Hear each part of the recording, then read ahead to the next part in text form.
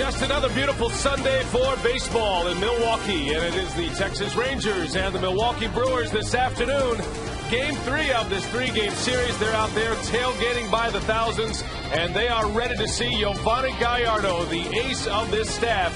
Gallardo in 13 starts, a 6-2 record, and is now inside the top 10 in earned run average in the National League. He'll match up against the guy who has been the Rangers ace this year, Colby Lewis. 5 wins this season, a 3.40 earned run average. He has found his career again after 2 seasons in Japan. And hi, everybody. We welcome you from Miller Park. Brian Anderson along with Bill Schroeder. Great to have you with us. It's Kids Day here at the ballpark. We're set for a terrific day, we hope. The weather's outstanding, and the Brewers always look forward, Rock, to turning the ball over to Yovani Gallardo, who has taken it to a new level here lately. Yeah, he's pitching like a 10-year veteran. I mean, 24 years old. This guy has the weight of the world on his shoulders. Once again, he's going to make a start after a Brewers loss. His last 3 starts, tremendous for Gallardo. He's given up 1 earned run in his last 23 innings, always keeping the Brewers in ball games. And the big difference between him now and beginning of the season, establishing his fastball, he's been pounding the zone, getting ahead, and getting early outs in counts. Well, Gallardo started the season 0-2. He has won 6 straight without a loss since. Can he keep it going here today? The Brewers are trying to win the series from the first place Texas Rangers. Kids Day, all the ball players had their families out. Craig and Jerry will have more on that story when we continue from Miller Park. Stay with us.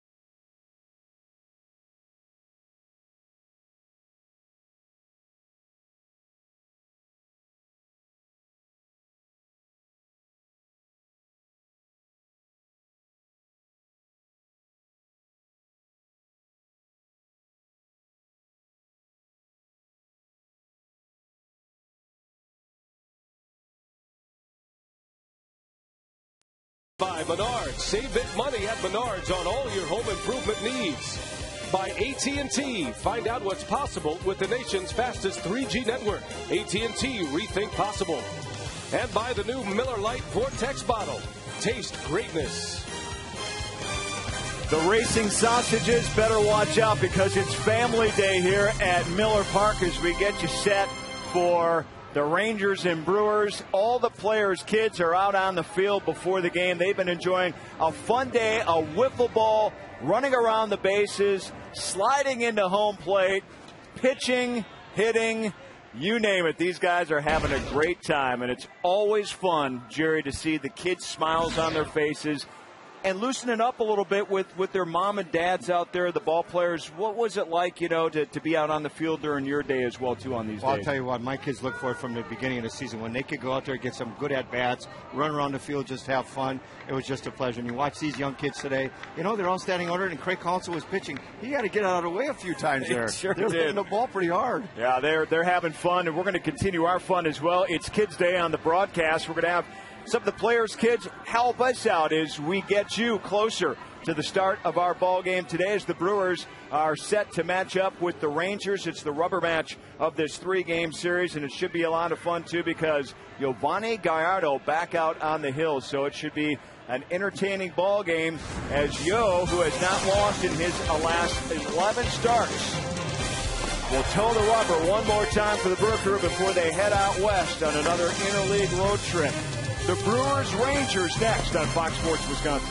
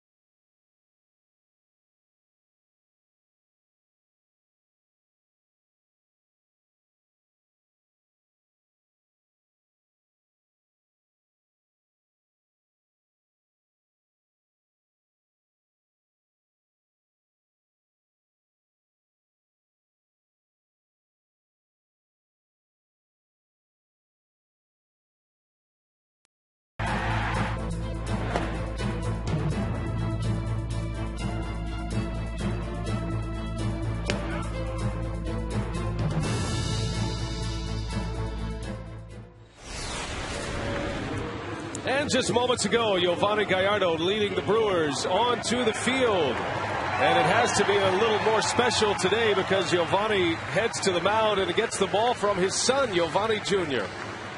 Yeah, what a moment here. And Yovani Jr. wanted to play a little catch. Dad said, no, I got to save my bullets today. I got the Rangers to deal with.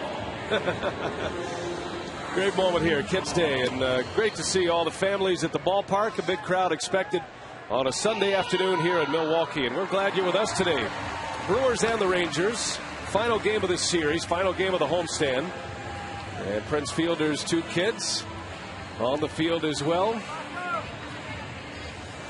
I think Yovani Jr.'s got a chance, Rock. He's got a pretty good arm already. Good bloodlines. Yeah, it was nice to see all the players' kids out on the field, having a good time before the game. No batting practice on the field today. And each and every one of them having the kids out there to start the game today.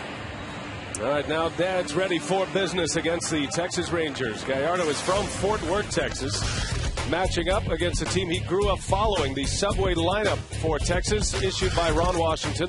Andrews, Bourbon, and Young at the top. No Ian Kinsler in the lineup today, but Vladimir Guerrero is back, and he's having a big year this year in the American League.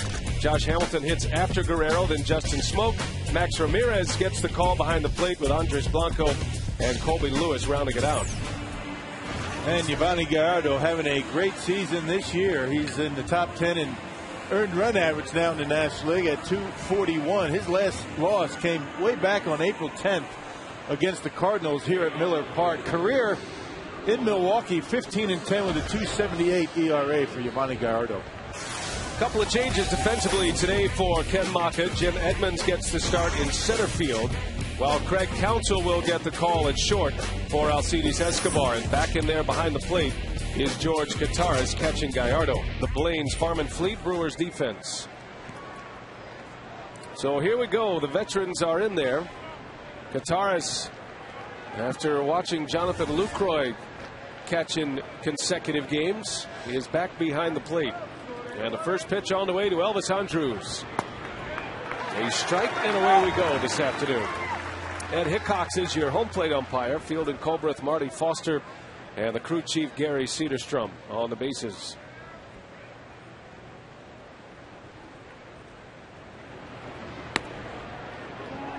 Well, in today's game, we are participating in the Home Run Challenge.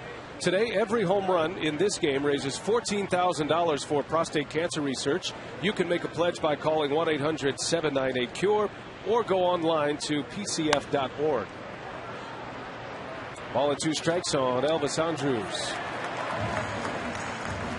Now, two very good pitchers matching up today, Rock, but these are two lineups that plenty capable to hit the home run ball in bunches today, and we've seen that already in the series. Well, and you have the kind of day here at Miller Park where you could potentially see some home runs. And down goes Elvis Andrews, and a good start for Gallardo. Our scouting report tonight comes from the Rangers manager, Ron Washington, on Gallardo. He's got a good combination of pitches, and I think the more he go out there and the more success he begin to have, the more he's going to start relying on those makes. He's been successful so far this year. He certainly looked like he's mature, and he has an idea what he's doing out there. Other than that, let's hope Sunday we whip him. Well, couldn't agree more. And a lot of things that Ron Washington was talking about, you know, not so much his pitches, but his makeup. Yovani Gallardo, 24 years old and pitching like a 10-year veteran. Julio Bourbon, the batter for the Rangers, in the starting lineup tonight. We saw him in the opener of this series. Bourbon was hitting 8th back on Friday night. In the 2-hole here this afternoon, with Ian Kinsler out of the lineup, Ron Washington has Michael Young hitting 3rd.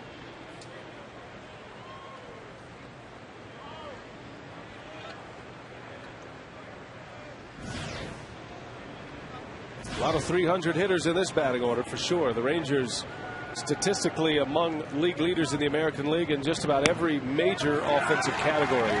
Gallardo hits the strike zone for 2-2. Interesting that Kinsler is out. He's a guy who normally plays every day. Was on the disabled.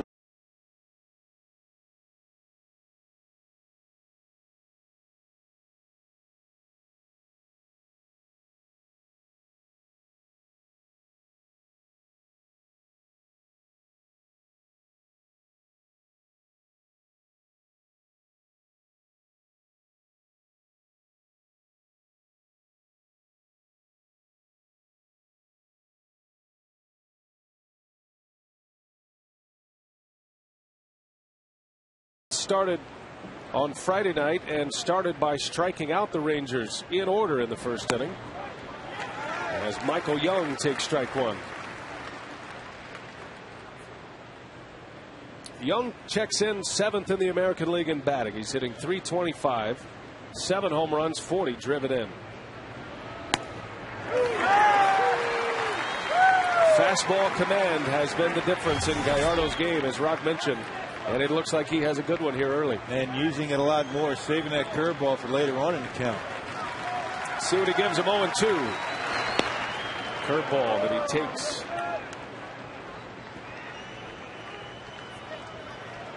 Michael Young is approaching a milestone with the Rangers. He's just 2 hits shy of a franchise record.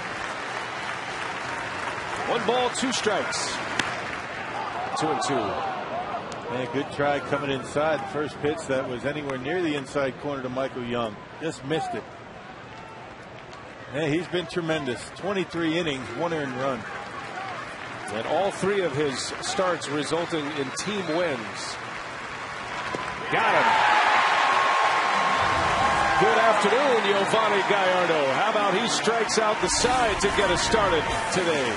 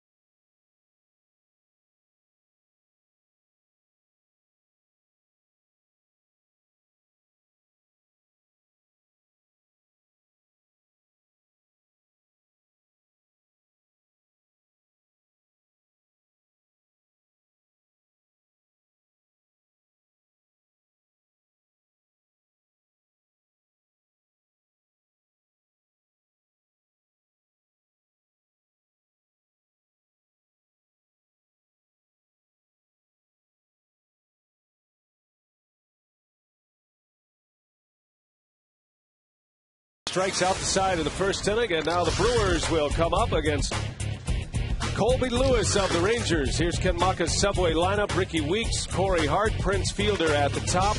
Got to get Fielder going right now.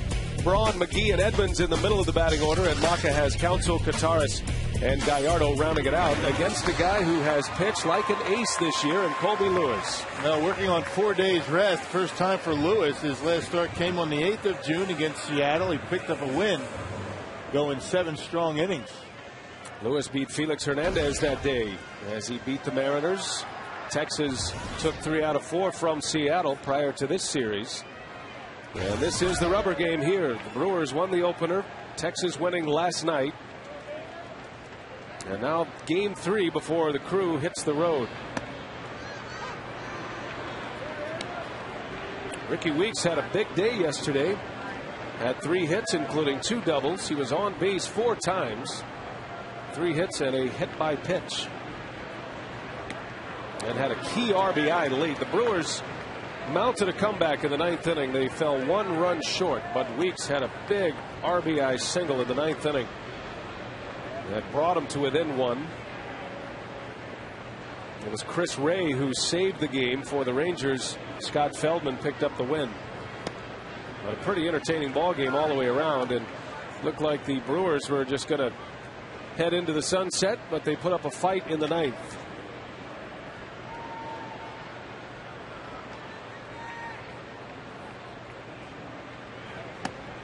And Brewers showing some patience in that 9th inning. And it came down to Prince Fielder. I mean, that's what you want. I mean, if you're Ken Maka, you fall behind early. You just want to have that opportunity to win late, and that's what happened. Just couldn't come up with a big hit. But generally a very good ball game last night.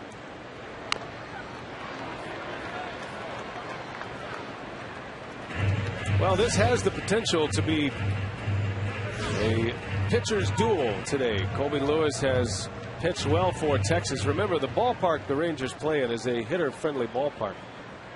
One of the best hitters parks in all of baseball, as a matter of fact, especially in the summer months. Lewis has won 5, an ERA of 3.4 as Weeks pops it up. Elvis Andrews, the shortstop, will make the call, and 1 man out. Here's how the Rangers set up defensively. They've got Vladimir Guerrero starting for the second game of this series. Did not start yesterday. And then Young, Andrews, Blanco, and Smoke around the horn. Max Ramirez does the catching. Guerrero will start in the outfield every other day, according to his manager, Ron Washington. Texas is in the middle of a long stretch against National League teams in National League ballparks. Here's Corey Hart, National League leader in home runs to begin the day, has 17. 1 home run shy of the Major League mark held by Jose Bautista of the Blue Jays. And Hart tops the Powerball home run leaderboard as we hit play today. The Crew with 76 homers. Second in the National League behind the Reds. They have 77. Cincinnati continues to set the pace in the National League Central. They won again last night. They have a 1.5 game lead over the Cardinals, who lost in Arizona last night.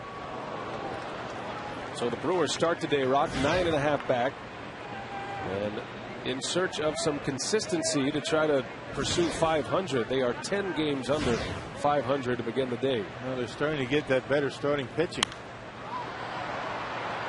Hart pops it up to center. And 2 up and 2 down for Colby Lewis. Well, Colby Lewis, as you mentioned, has been somewhat of the ace of this staff when you talk about numbers. He's got that big slider. He's got a lot of confidence with that pitch. He'll throw an occasional changeup, but he's been commanding his fastball. A few years ago, this guy used to throw in the mid to upper 90s. Now more of a controlled pitcher. He'll sink his fastball, but his slider is his best pitch. Lewis spending 2 years in Japan as he gets ahead of Prince Fielder. Gallardo and Lewis. Lewis was a supplemental first-round draft choice by Doug Melvin when he was the general manager of the Texas Rangers. That was back in '99. And while he was a marginal major league pitcher with a great arm, he went to Japan the last 2 years. Numbers just jump off the page, especially the walks compared to the strikeouts. That's incredible, isn't it? 10-1 almost. Fielder hammers one deep left center field, and that ball is gone. Prince Fielder goes deep. An opposite field home run. And the Brewers are on the board first here this afternoon, 1-0. Well, the big fella got a fastball out away from him and just drove it to the opposite field. A mistake fastball. A little bit different celebration on the home run right there. The man hug. I like it. Yeah, check it out. Fastball 90 miles an hour away from Prince. And drives it into left center. And able to sneak it over that left field wall.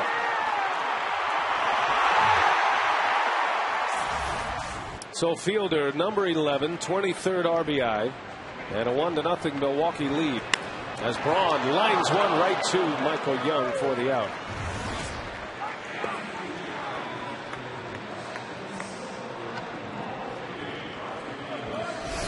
So Fielder goes deep, and the Brewers have a lead for Gallardo.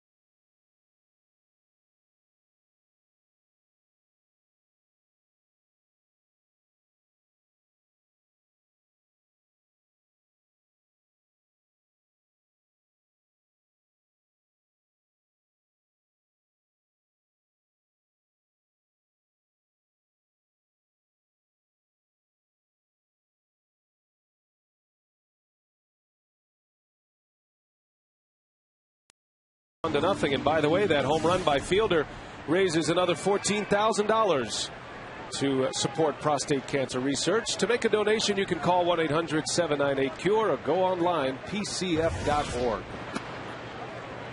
So Gallardo staked to a lead here as he pitches to Vladimir Guerrero in the second inning. A surefire all-star this year, Guerrero. He is going to be headed back to Anaheim, where he's been playing the last few years. Now a Texas Ranger, and some kind of comeback for Guerrero. He's finally healthy. .338 average, 14 homers, tied for 6th, 54 runs batted in. He is the American League leader in runs batted in with Miguel Cabrera. And he's an incredible guy. I mean, not too many guys can swing the bat at as many bad pitches and still be successful as Vladimir Guerrero. 10 walks is all this year, only 22 strikeouts. Here's a guy that swings at anything and puts it in play, hits it hard. He homered here on Friday night. And Gallardo gets one in on his hands, fouls it away. Guerrero has just been nursing injuries, especially with his knees. But you see his last 3 years, he had a significant drop-off from 08 to 09. Just 15 homers last year, only 50 RBIs. He's already at those numbers at this point of the season, and we're in the middle of June. Been an MVP, and most likely headed to the Hall of Fame when his career ends. Guerrero was an MVP back in the 04 season for the Angels. That was his first year with the Angels. 6 seasons in Anaheim, now his first in Texas. Rock was talking about how he swings at everything. Check out the pitch location here. Down and away, and Guerrero hit one off the Goodwill side of deep left center. Yeah, he's something else. Over 1,300 RBIs, a career batting average coming into this year over 320. 2-2 pitch. And Gallardo just missed with a fastball. There are very few players in the history of the game who can hit that pitch that far. Guerrero is one of them.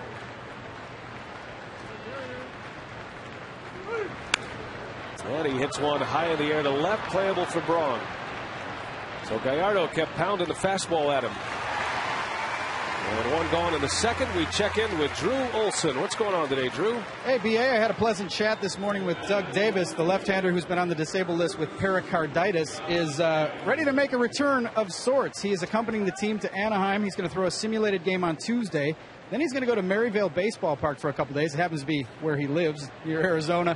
And then he's going to make a rehab start, the first of 2 for AAA Nashville on Saturday night. He'll go Saturday and then Thursday and be ready to rejoin the Brewers on June 29th. All right, Drew, thanks. And that will certainly open the door for Davis back in that rotation, and decisions will have to be made at that point.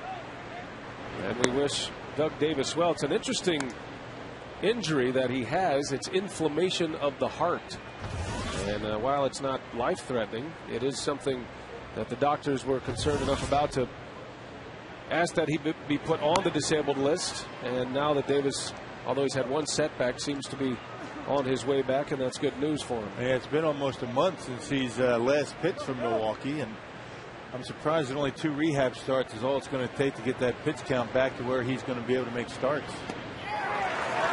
It's almost like he has to start all over again. Well, we'll see.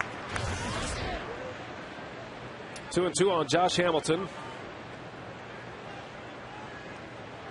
Hamilton homered here last night, his 14th. As Gallardo just missed. A tough pitch to take. I mean, Yo has been able to find that corner both in and out consistently, particularly in his last handful of starts. It's been a big difference between Yo now and early in the year. Full count to Hamilton.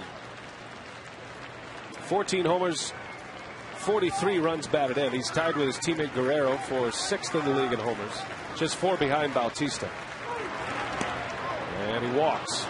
So Hamilton is aboard. A 1-out base runner. And back to Drew Olson. More injury updates. How about the bullpen, Drew? Yeah, it's not just Doug Davis, guys. Troy Hawkins and Todd Coffey both played catch before the game. That's news for Hawkins. He has not been able to throw very much coming off of that shoulder problem. Todd Coffey with the bruised thumb. He is getting ready. He's going to accompany the team to Anaheim. And the Brewers are looking to get him a rehab inning, one inning, somewhere in the minor leagues. They haven't determined where yet. And then he could be ready by the time the team gets to Colorado.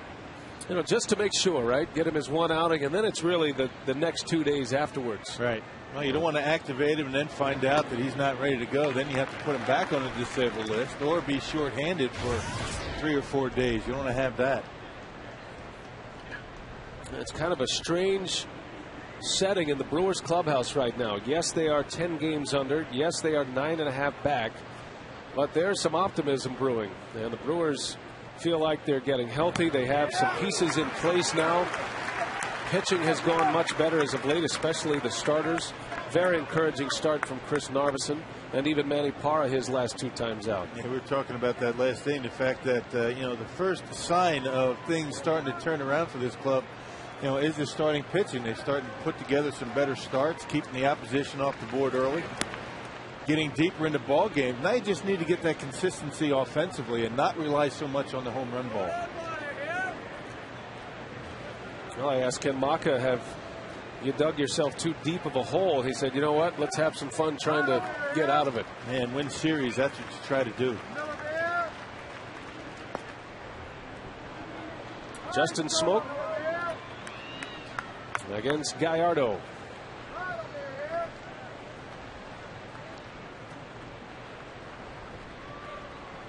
Smokey, switch hitting first baseman. He's a rookie this year. Had a key hit in the first inning of last night's game. He drove in 2 runs on a 2-out double in the first.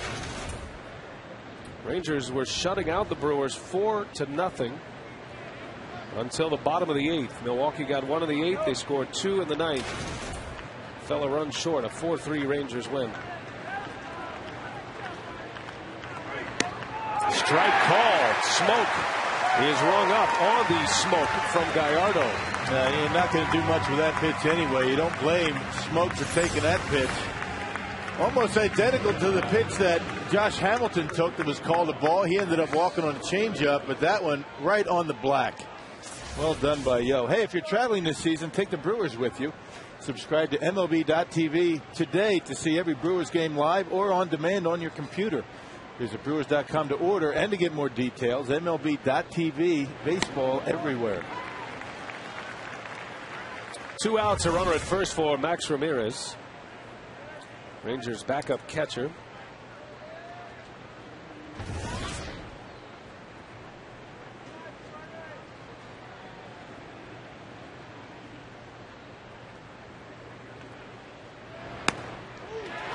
On the corner again, Gallardo spotting the fastball well. He's ahead 0-2. How about that stat? First time since May 17th, Gallardo has pitched with the lead. Goodness.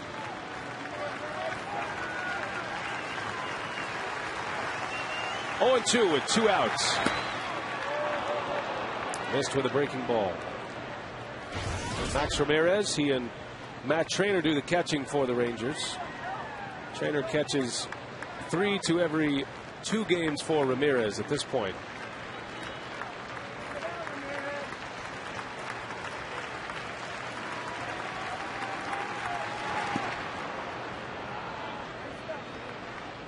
And first curveball that Yo has tried to get a swing and a miss on. Good take by Ramirez. It's been basically fastballs and sliders so far for Gallardo. And he tried to get him to bite on the curveball. Jonathan Lucroy, Brewers' young catcher. Lucroy had a 3-hit game yesterday. It's his birthday today. 24 years old. Yeah, guys were getting on him in the clubhouse before the game. That's all I can say about that. Top line in the Brewers media notes today. Big birthday guy, Jonathan Lucroy, I guess. Guys are ruthless. They really are. The 2-2, and Ramirez takes a ball. Max Ramirez is known as an offensive-minded catcher, below average defensively, but he's a good hitter. Rangers actually had him traded to the Boston Red Sox. Security has finally shown up. It's a good sign. Runner goes. The pitch is down and away. Boy, close pitch. Ramirez draws the walk. Second walk of the inning for Gallardo. And 2 on with 2 out. Showing some respect for Ramirez, his first start today. And I think Darth Vader might have rung him up on that pitch. Nope. And Hickox, with that helmet that he's got, looks a little bit like Darth Vader today. Check it out. Can you tell the difference? A little bit low, not much. Tough pitch to take. I don't think Ramirez was sure.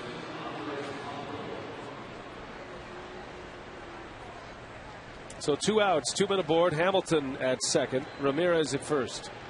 And here is Andres Blanco. Blanco got a lot of playing time while Ian Kinsler was on the disabled list in April with that ankle injury. Remember Blanco from the Chicago Cubs. Rangers acquired Blanco this spring from Chicago.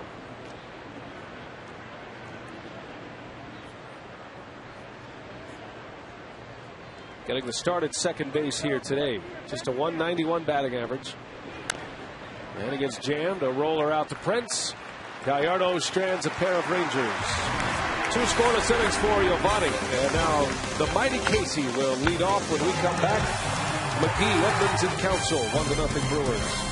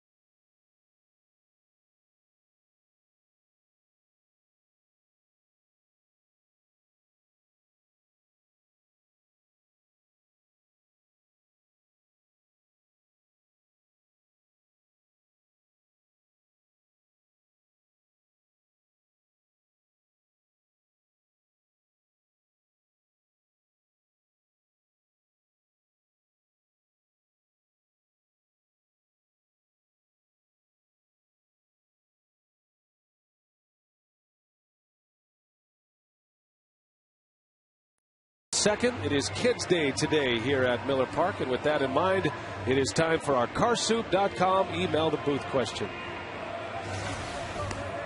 Hi, my name is Brady Council, Rock and Ryan. Who are your favorite players growing up? Craig Council's son Brady. All right, Rock, who was your favorite player growing up? I was a big Johnny Bench fan back in the day, growing up in New Jersey as a young catcher. Johnny Bench, Jerry Grody was another guy, a Mets catcher. So I kind of followed the catching. Those are my favorite guys. Well, Johnny Bench was my guy as well, but I really locked into Don Mattingly when I was younger. It seemed like the Yankees were on every Saturday. Remember the game of the week? They had the baseball bunch on before that. That's why I love Johnny Bench. He hosted that show. And then the game of the week on NBC with Vin Scully and Joe Garagiola. I like the players, but I was kind of into the announcers as well. You know? Tony Kubek here in the Fox Valley still lives. I like Don Mattingly too, but I wasn't a kid when he played. Counterpart. I was playing against him. You're trying to get him out. Which wasn't easy.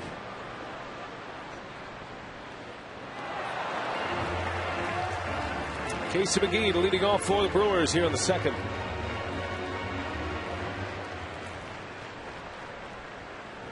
Yeah, you ask Casey McGee's son Mac who his favorite player is. He won't tell you it's his dad. He loves Prince Fielder. Always works that way, right? Yeah. The players' kids, they don't like their fathers. They're not their favorite players, their fathers. They go for somebody else. Yeah. Dad's just dad. And Casey's pretty fond of Prince, too. That's right. McGee strikes out. There's that sharp slider by Colby Lewis. That is his out pitch. And he talked about his 2 years in the Japanese league where he had ungodly numbers with respect to strikeouts and walks. I guess he learned over there that you don't have to be too fine. You get ahead, hitters will get themselves out. He's walked a few more this year. 32 walks is all, 76 and 2/3 innings. But boy, those numbers over in Japan, particularly last year. I mean, 10 strikeouts almost for every walk. I mean, that's unbelievable.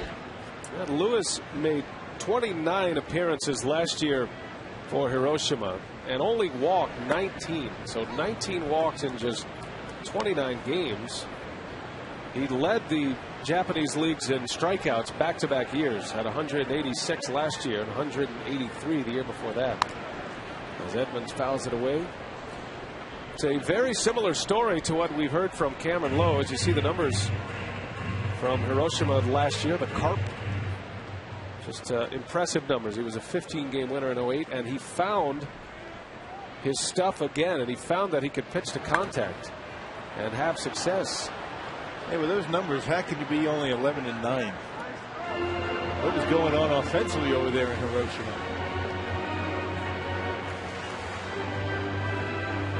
When he was drafted by Doug Melvin and the Rangers in '99, he had one of the best arms in the draft at the time. Now he's 30 years of age and has found a career again as he backdoors Jim Edmonds, and back-to-back strikeouts for Colby Lewis. Yeah, Jim Edmonds doesn't think much of that call from Ed Hickox. Well, let's check it out. You know, sinking fastball. It looked like Ramirez made it look pretty good. Held it right on the outside corner. Here's a slider to Casey McGee. That's a nasty pitch. It starts out looking like a fastball right on the outside corner. And takes a right turn away from Casey McGee. Back-to-back strikeouts for Colby Lewis, the 6'4" right-hander from Bakersfield. And he fires a strike in there on Counsell. Counsell hitting .278, has 1 home run, 12 driven in. His home run was a grand slam this year, back in April against the Washington Nationals. Of course, that would be a left turn, wouldn't it? Left turn. Out of the hand of the pitcher, it's a left turn. Coming to Casey McGee, it's a right turn. Correct. The old outshoot, they used to call it. They called it a slider back in the old days. In shoot and out shoot. Up shoot, down shoot, fade away. And that's basically what hitters say as they walk away. It's all semantics, you know. It's just changed over the years.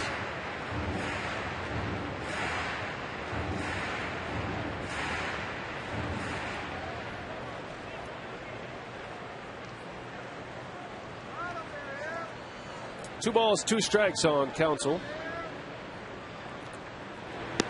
And a strike called. A rare strikeout for Craig Counsell. It's Colby Lewis who strikes out the side in the second inning.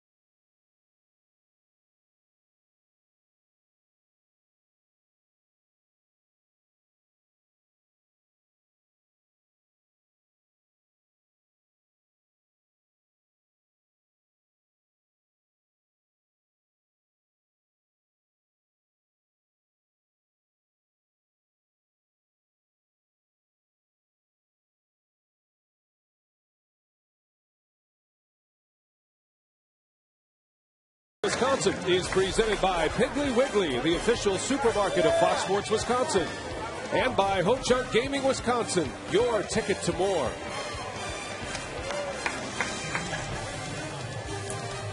Good crowd on hand here this afternoon. A matinee at Miller Park. Final game of the series between the Brewers and the Rangers. Brewers are headed on the road. They go to Anaheim tonight. Colby Lewis leads off, the Rangers pitcher at the plate. 9-1-2 due up. Gallardo 2 scoreless innings with 4 strikeouts. He's given up 2 walks as well.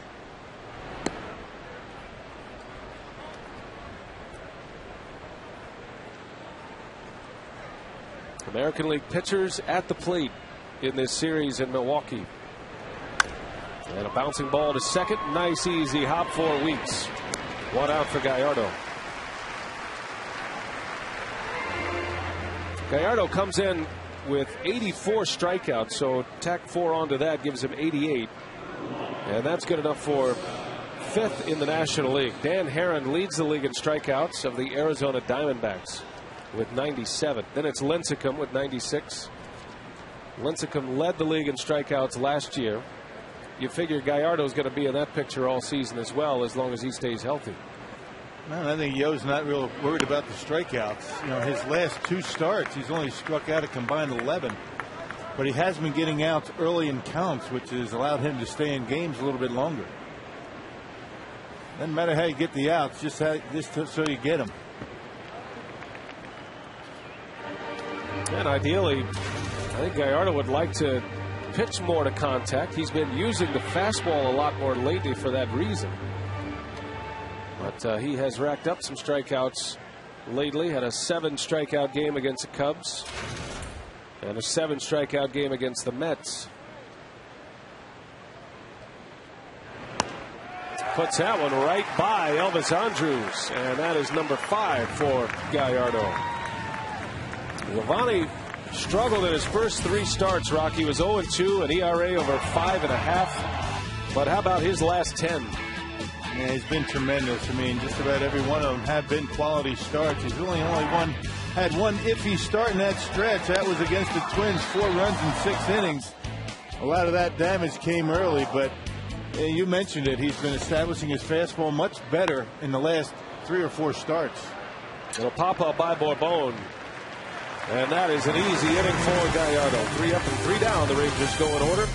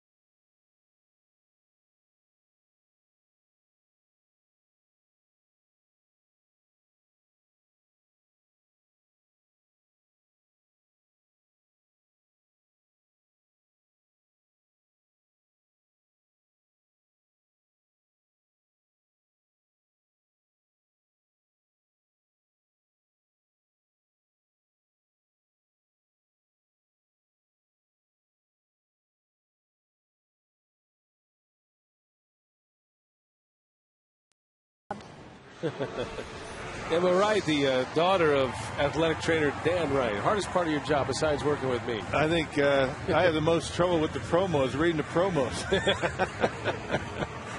marbles in the mouth at times, Emma. Yeah, I'd say the travel, right? When you have a family and you have to travel away from your family. Speaking of Kids Day today, when you have to leave your kids behind, but there's nothing really wrong with this job. Nothing really hard about it. You're right. We're very lucky. George Kottaras leads off for the Brewers. And I'm sure he starts this game with a little more anxiety than he's had over the last couple of weeks. He's been getting a lot of playing time, but Lucroy has played so well. The young catcher, Lucroy, caught 3 consecutive games. So now Kottaras trying to fight his way back into the good graces. It's not that Kottaras did anything wrong. Lucroy has been labeled as the future of the franchise behind the plate.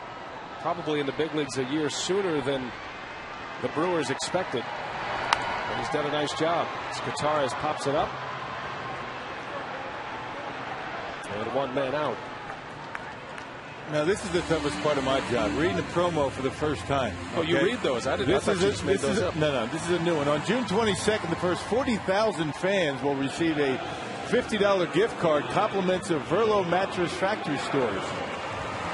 2 lucky fans will also win a free custom-made mattress and box spring from Verlo Mattress Factory Store. See this card?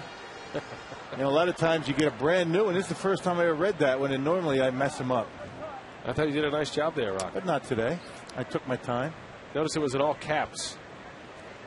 That's how the producer, that's how he yells at you without yelling at you. Big letters and in crayon. Chris Withers, our producer today. Gallardo flies out. We want to tip our hat to our great crew as well. Speaking of Family Day, Kids Day, they're working here this afternoon away from their families. Michael Odino directing in the truck. Best crew in baseball, and we hate to leave them. That's the other part about going on the road. Yeah. You have to leave the crew behind for the most part. Dwayne Rodriguez. There's Woody. Andy's up there doing his thing. They bring you the sights and sounds of Brewers baseball here at Miller Park. Quinney, the man who puts it all together. The boss, kind of the godfather of the game. Yeah. Everybody pretends to like him. There's Rick. Rick got on my shirt today. I had a salmon shirt, you know. He called it orange. And he didn't like it too much. Yeah, the camera guys, you know, they let their opinions be known. Not afraid. There's nothing wrong with salmon colored shirt, is there? Looks good on you. Judge. Yeah, we have a good time with everybody.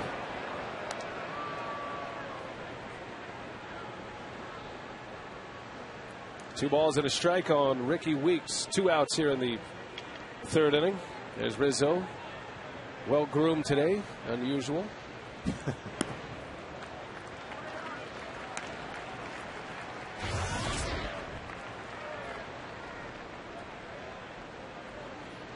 Brewers have just 1 hit. They made it count. Prince Fielder, an opposite field homer.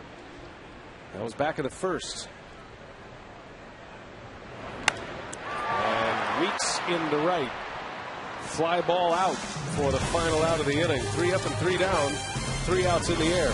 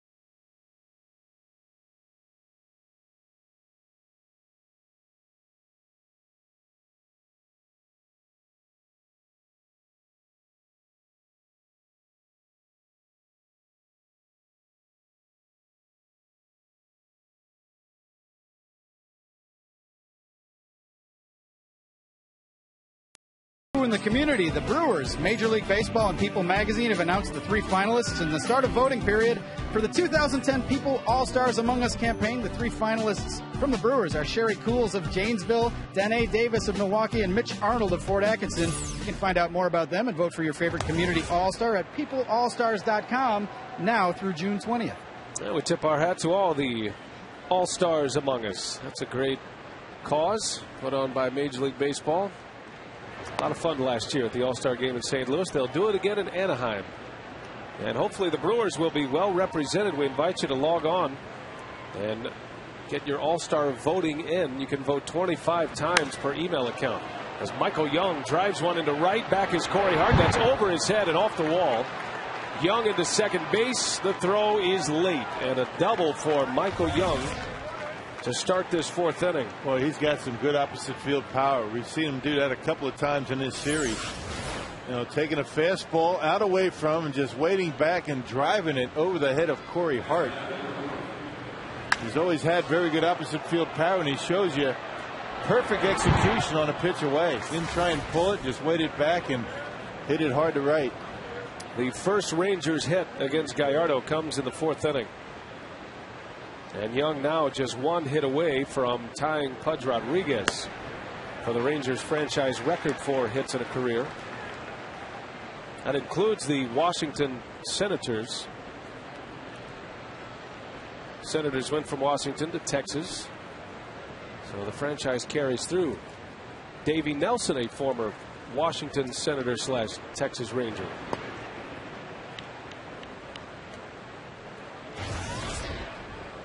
Vladimir Guerrero with a runner at second. Gallardo got him to pop up to left field his last time up.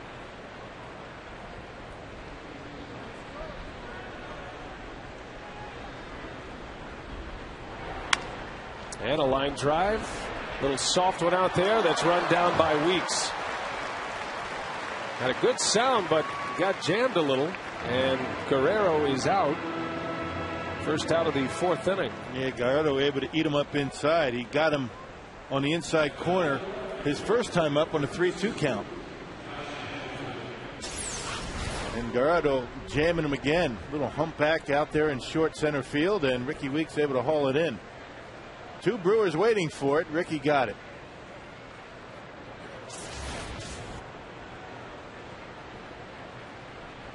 One out for Josh Hamilton.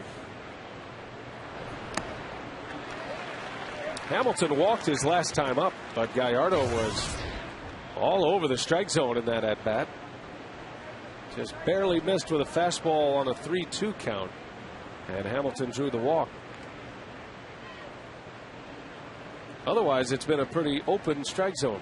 Both pitchers throwing a lot of strikes. Coming inside on Hamilton. And a fastball missed. And when you're throwing a lot of strikes, the umpire gets used to calling them, and you might get a little bit off the corner.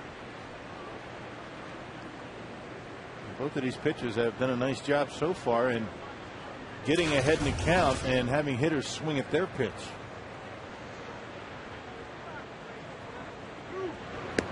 Look out. Helicopter. Well, you can't fight with a girl, okay? You got to give her the bat. I think they're all related. And she does have FBI on her back as well. Now she's got pine tar all over her hands. Man, curveball. Hamilton way out in front, loses the bat. Remember back in the days where a guy would want to get his gamer back and they'd give another one? They don't even bother anymore these days. You just go grab one from the bat rack, let him fight over it. It's been what, last 5 years where guys, or maybe longer, that they really don't care about their gamer as much. I guess they figure, why bother? Go get another one. Used to make a swap, get your gamer back, and you'd pull a bat from one of your buddies. Right. Maybe he didn't know about it. You trade his gamer away.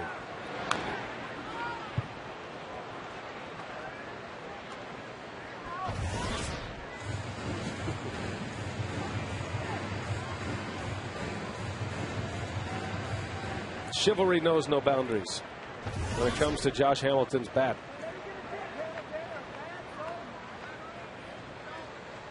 2-2 the count. Runner at second. Michael Young double to start the inning. And that one's well hit. Hart going back toward the wall. That one is out of here. Josh Hamilton, a 2-run home run. A changeup from Gallardo, and Hamilton with his second homer in as many days. Texas has the lead 2-1. And with that home run by Hamilton, another $14,000 has been raised to support prostate cancer research. To make a donation, go online to pcf.org. I haven't counted the changeups by Gallardo today. The third changeup, he walked Hamilton his first time up on a 3-2 changeup. That changeup ended up being out of the ballpark, so it's cost him 2 runs and an extra base runner. That's why perhaps you don't see Giovanni throwing many anymore. He's been getting hurt by his changeup quite a bit when he throws it. That's the first home run that Gallardo has allowed since May 7th against Arizona. Gallardo's only given up 5 homers all season. As he puts a fastball by Smoke.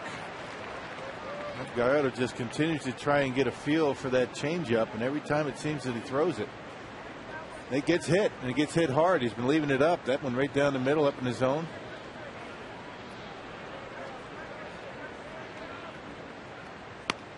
Got him. Called strike 3, inside corner.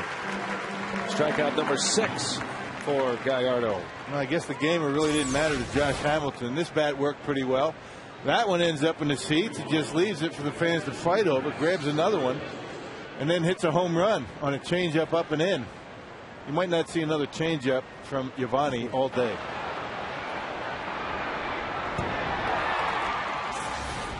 So all the runs coming on the long ball so far today. Fielder had a solo shot at the first, and now Hamilton a 2-run homer. In the opener of this series, the Brewers hit 4 home runs. And in a 6-2 ball game, 7 of the 8 runs in the game combined were via the home run ball. Hamilton now with 15. Puts him just 3 shy of the top mark in the American League of 18.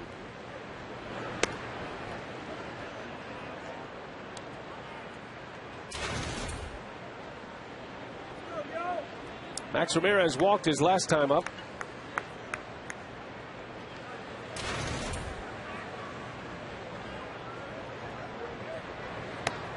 And he walks on 4 straight. Unusual for Gallardo to walk a batter on 4 straight pitches. That's his 3rd walk issued to go along with 6 strikeouts.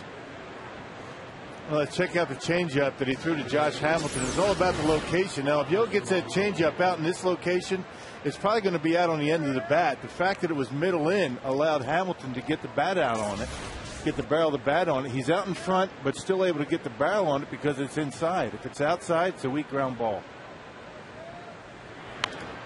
Bouncing ball fair down the right field line. That is past fielder Blanco with extra bases. Corey Hart gets it back in, but not before the Rangers get a double from Blanco, and it's 2nd and 3rd with 2 outs. Andres Blanco wasting no time.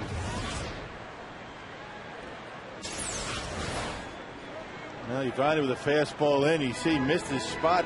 Kataris was sitting on the outside corner, ended up middle in, and able to scoot it right by Prince Fielder. Didn't hit it all that hard, but because Prince was holding the runner, wasn't able to get back in time. Didn't have much range being so shallow. So the pitcher coming up with runners at 2nd and 3rd. 2 runs are in for Texas. 2nd and 3rd with Lewis at the plate. He grounded out his last time up.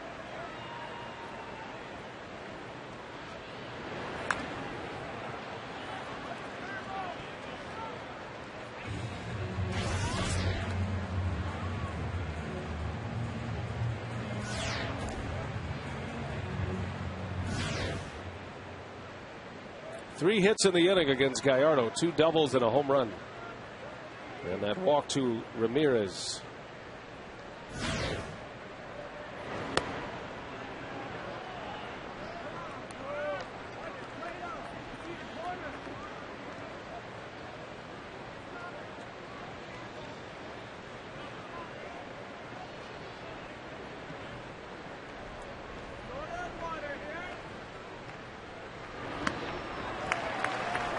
Ball and 2 strikes.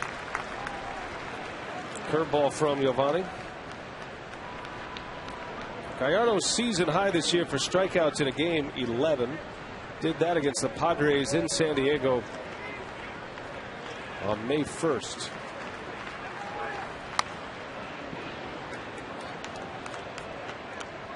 Yeah, he's got 3 10-plus strikeout games. They're coming in a bunch, 3 of 4, starting the end of April to the beginning part of May. Since that time, strikeouts have been down, but he's been able to pitch deeper into games.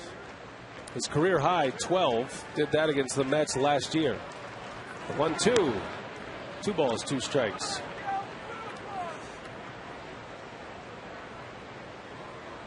Throw him another breaking ball.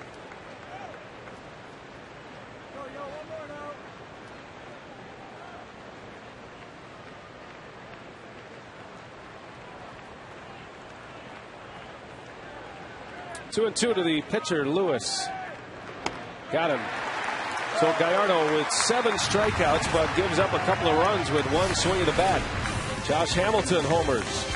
And now Prince Fielder on Kids Day. See if he can do it again. He homered his last time up.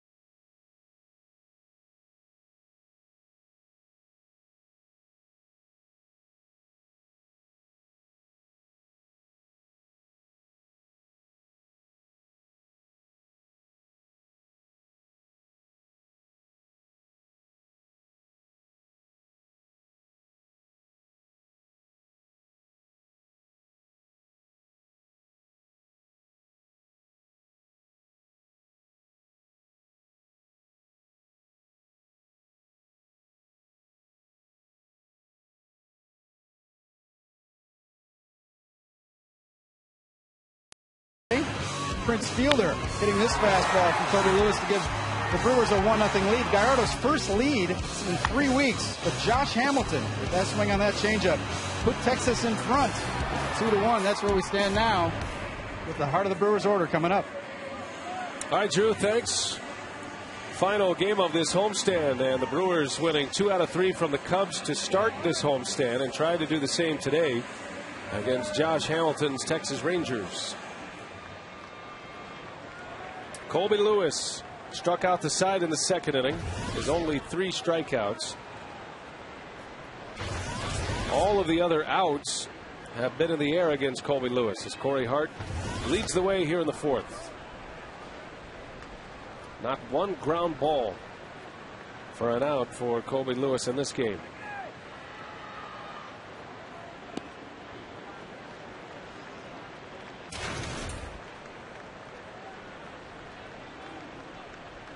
Hart flew out to center field his last time up.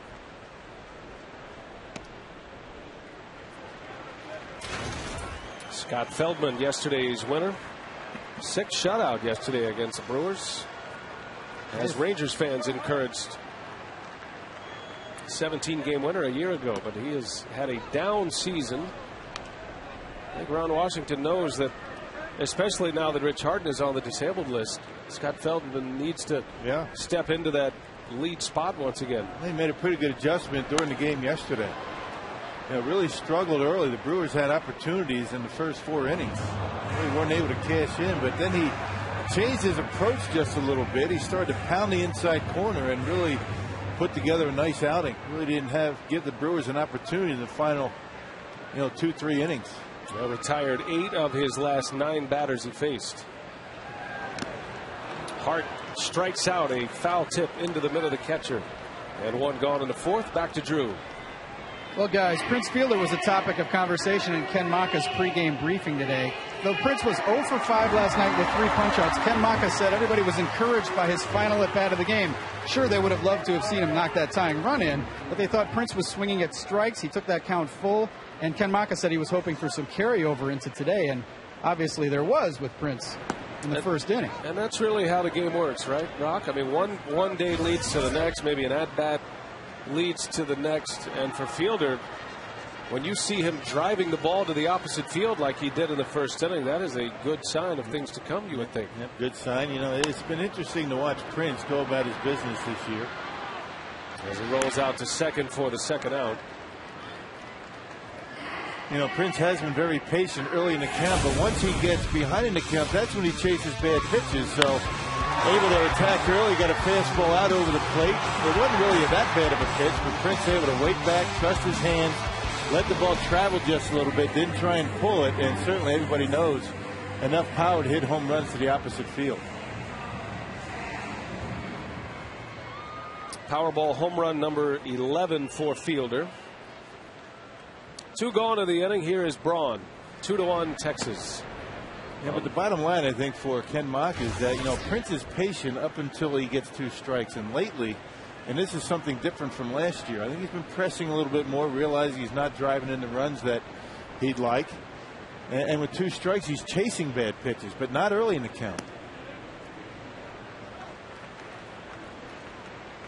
Well, for now, Fielder stays in the 3-hole in front of Braun. They're hoping that hitting in front of Ryan Braun and Casey McGee would allow Fielder a few more pitches to handle. More aggressive pitching, I guess, is the best way to put it. Prince does have a lot of walks. He's second in the league in walks to start the day, only to Albert Pujols.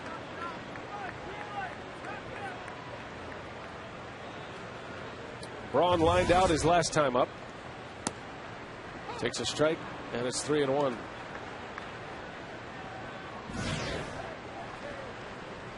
Managers have their reasons for tinkering with the lineup.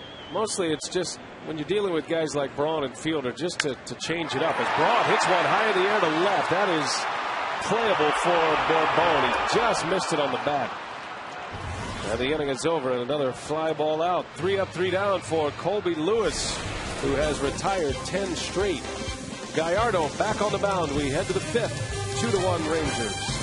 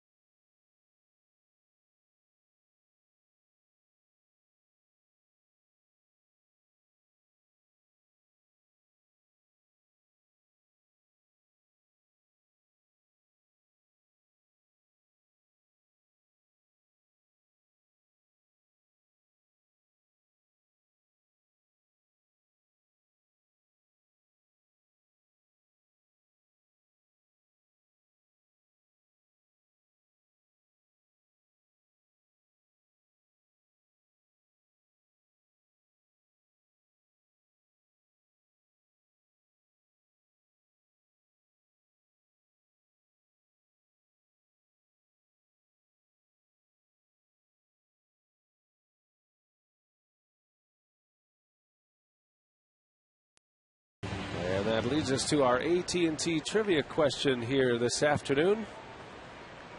Who are the 2 players in MLB history to record 1,000 hits in both leagues? Only 2 have done it. 1,000 hits in both leagues, and we'll have the answer for you next half inning or whenever Chris Withers remembers to put it back up there. Andrews, a hot one out to Weeks. One gone for Giovanni Gallardo here in the 5th. He could use a quick inning.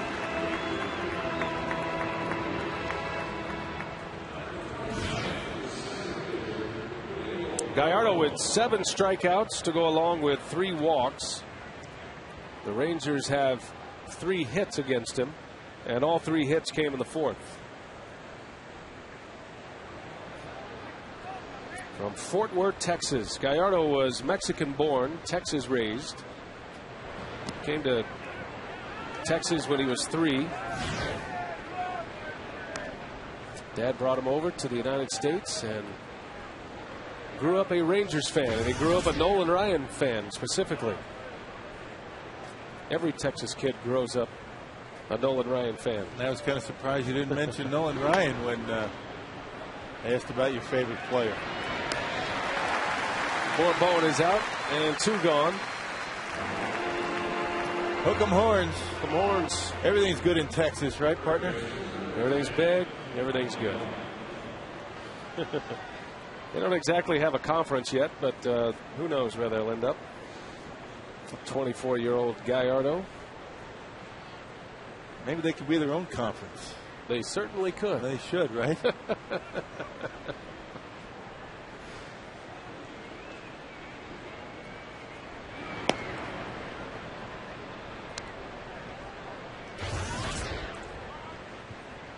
Michael Young with 2 away.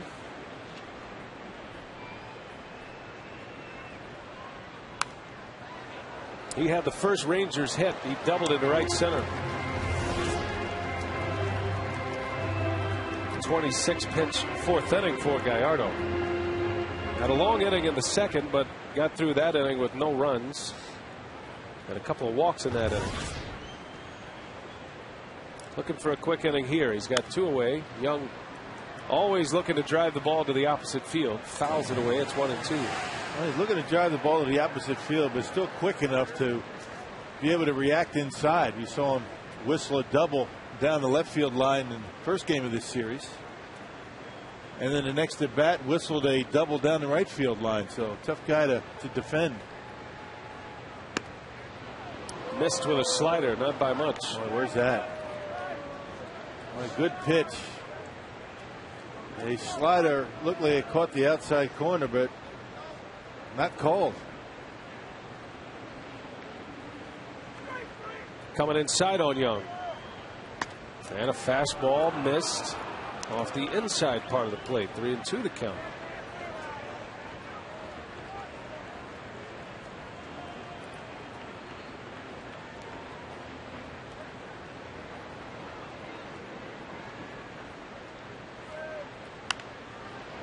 McGee's got it, and the inning is over.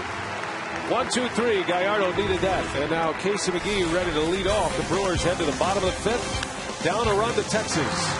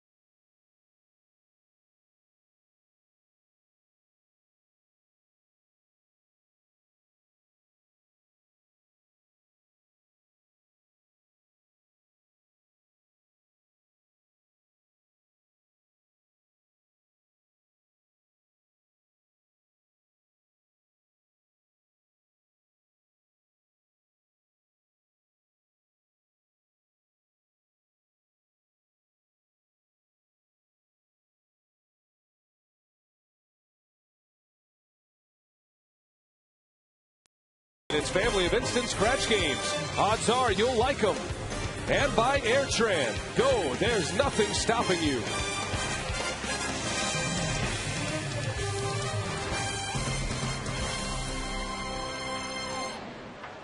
Bernie is ready to do his thing today. He's already done it once. Fielder's homer sent him down the big yellow slide.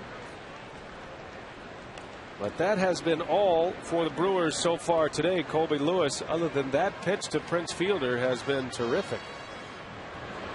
Lewis has 4 strikeouts. He struck out the side of the second inning. That included a strikeout of McGee to begin the second inning. Now Casey's back up there.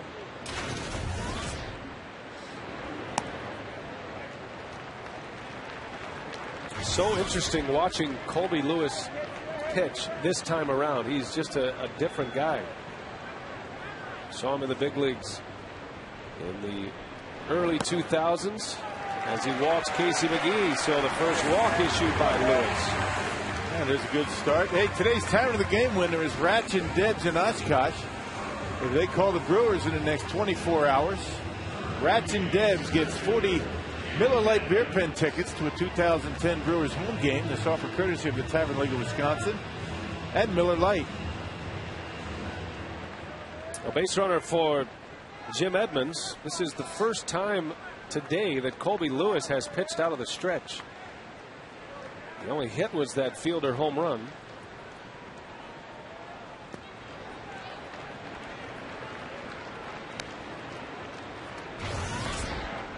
Well, maybe that's the recipe. You know, Cameron Lowe said as much after a season in Japan. Colby Lewis is a good example.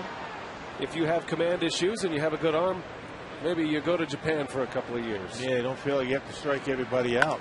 Edmonds to the opposite field. That's pretty well hit. Back is Hamilton, and he runs it down. McGee has to retreat. Now, from what they say about going over to Japan and pitching over there, I mean, it's a little bit different, you know, offensive philosophy. They don't strike out much. They do attack early, and I guess pitchers from the States go over there. They realize that, you know what, I let them hit it. I don't have to try and strike everybody out, and I still get outs. So maybe you're right. Maybe go over there for a period of time, realize that, and come over and pitch. Your pitch counts down. Get outs. Hitters are going to get themselves out most of the time. Lewis was the epitome of a stuff guy, big velocity, but he'd be done after 5 innings. He'd be into that 100 pitch limit. Didn't have a lot of success in the big leagues prior to his journey to Japan, and it's only been 3 months to start the season, but he looks like a completely different pitcher. He signed a 2-year deal with Texas. And a relative steal the way he's pitching now, a 2-year, $5 million contract. McGee takes off. Counsell fouls it away. Hit and run. Genmacher trying to get something going. He's a big kid, is Lewis, 6'4", 230. A few years ago, he threw in the upper 90s. He would walk batters, but now more pitches to contact and tries to keep the ball down. 92, 93 topping out these days. Counsell, a strikeout victim his last time up. Something you don't see very often.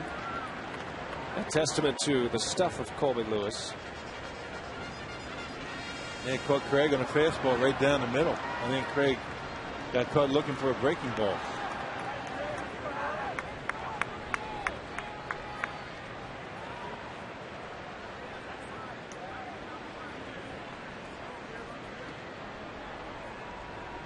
The only Brewer batter to have ever faced Colby Lewis, Carlos Gomez. He's the only one, and he had a grand total of 1 at bat. Can't believe he's not in the lineup today. He's batting 1,000 against Colby Lewis. Yeah.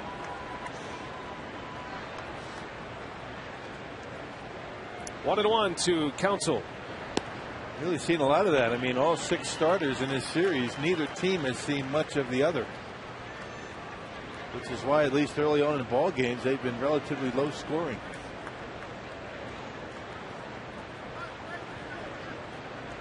Two managers familiar with each other, Ron Washington and Ken Maka. Those two on the same coaching staff under Art Howe in Oakland. And then Washington was Maka's third base coach. As Counsell takes a strike, he has taken issue with a couple of called strikes from Ed Hickox this afternoon. Good friends. They have a lot of respect for the other, Maka and Washington.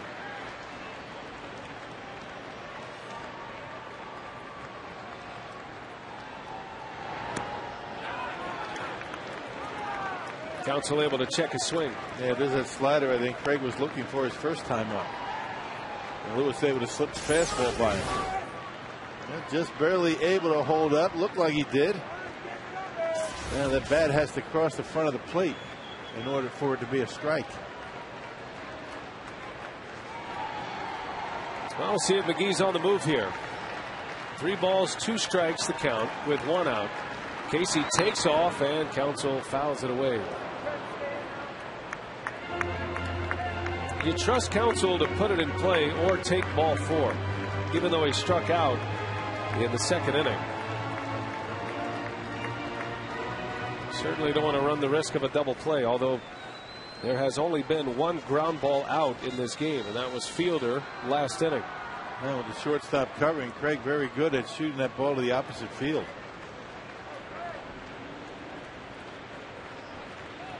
McGee goes, and Counsell shoots one through the hole. Casey on his way to third. So Craig Counsell delivers with a hit, just the 2nd hit for the Crew. And it's 1st and 3rd with just 1 away in the 5th. Well, Mr. Reliable, you send the runners in hopes that the batter is going to be able to make contact, because if he strikes out, pretty good chance Casey's going to be an out at second base. Got the fastball, middle in, and able to hit it hard into right field. Well, good at bat by Counsell. Ken Maka putting the runner in motion, and now it's 1st and 3rd with only 1 out. That's one way to jumpstart that offense, get a runner going. Now Katara is trying to get one in the air. The Rangers have very strong throwing arms in the corner outfield spots, Hamilton and Guerrero. At one point, Vladimir Guerrero had the strongest arm maybe ever. I mean, it was up there with Raul Mondesi and Roberto Clemente. Well, that's when he was throwing every day. You wonder how the accuracy is going to be out in right field at this point. You figure the strength will still be there, or at least close, but the accuracy is going to come to question. Guerrero starting for just the 6th time all season in this game this afternoon in right. And of course, Josh Hamilton has a tremendous throwing arm in left field. Ball and a strike.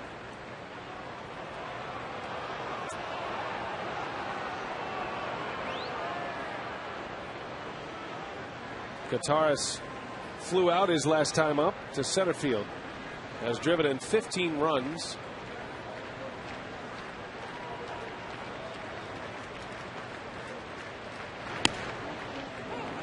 Strike on the corner. Boy. George has been back there catching Gallardo and not getting that call. So he's not pleased with Ed Hickox either. So I guess what do? You go up there at the plate. All right, he's not calling the corners, and then you get rung up. So it's 1-2. Rangers are looking for a ground ball double play to get him out of the inning. And Lewis again tries the fake to third. Now normally you say that never works, but it actually worked this year with Jeff Suppan. He pulled that move and got an out.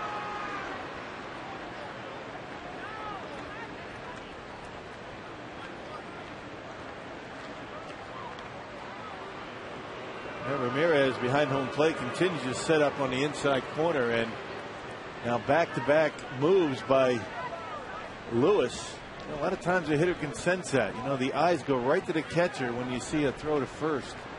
Let's see if they go back in again, or they switch it up and go away. They're coming back in. And Katara strikes out.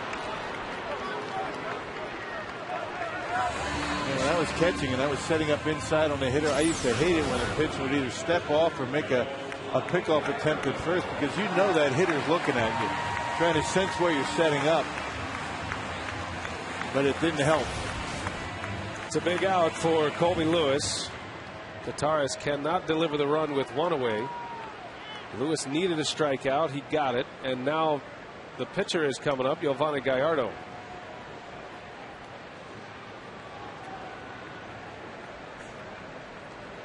No pitcher in franchise history has more home runs than Yovani Gallardo at the plate. He has 6. Brooks Kieschnick is second on the list with 4. And he doesn't count. He's kind of a hybrid. Yeah. Speaking of Texas, in the University of Texas. Right.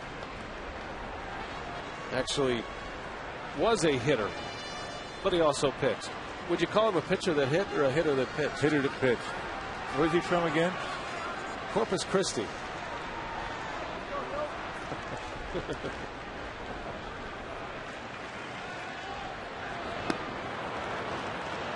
Ball and a strike. Well, no doubt with Mike Maddox as the pitching coach of the Rangers, he has been well briefed on Yovani Gallardo's hitting prowess.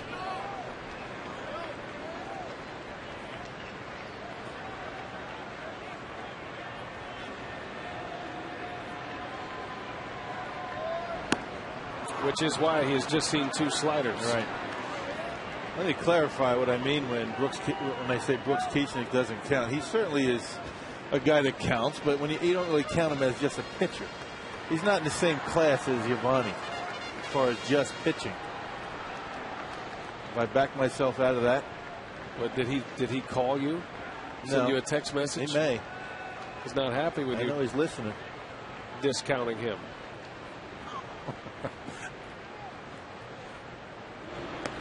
Now Gallardo strikes out, and Colby Lewis gets out of it. Well, the Brewers had a great chance. They come up empty in the 5th.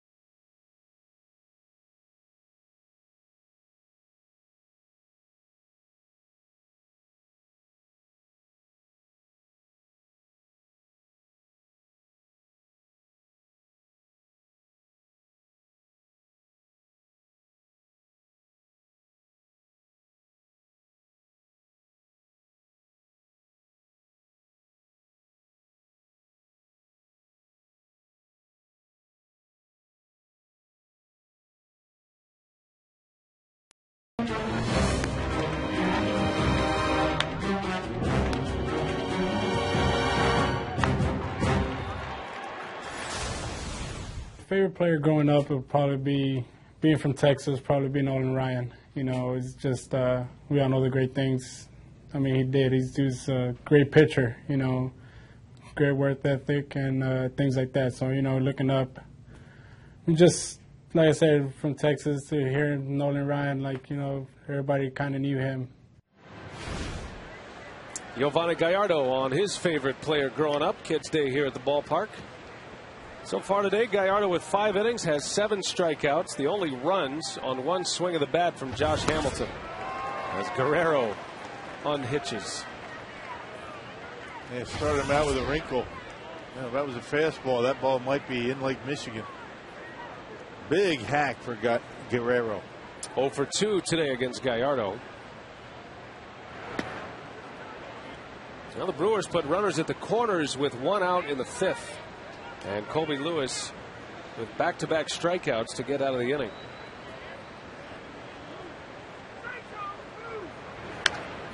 That one is ripped to left. Just has an incredible knack to put the barrel on the baseball no matter where it's pitched. Yeah, fastball down, just drops the head of the bat on it, and a line drive over the head of Counsell.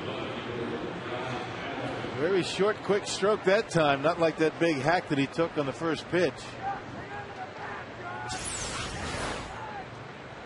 Got it down. Look how low that pitch is. I mean, that's ankle high. Able to hit it, got the barrel on it, and a bullet into left. So here's Josh Hamilton now.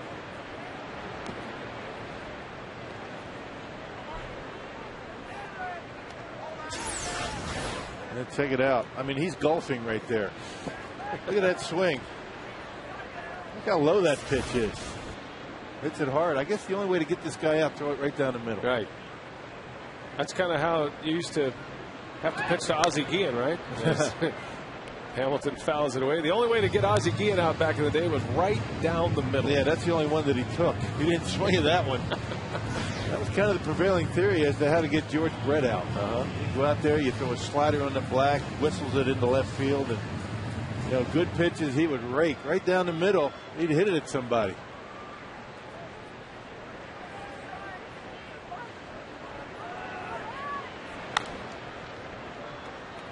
One and two on Hamilton.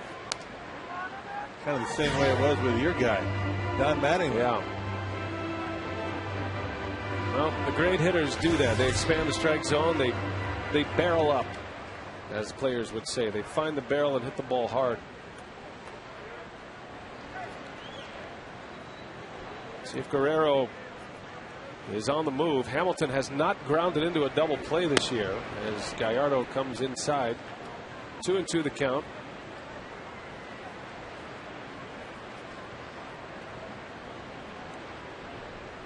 Hamilton with a 2-run homer his last time up. Put the Rangers on top. Fielder's home run in the first, the only Brewers run.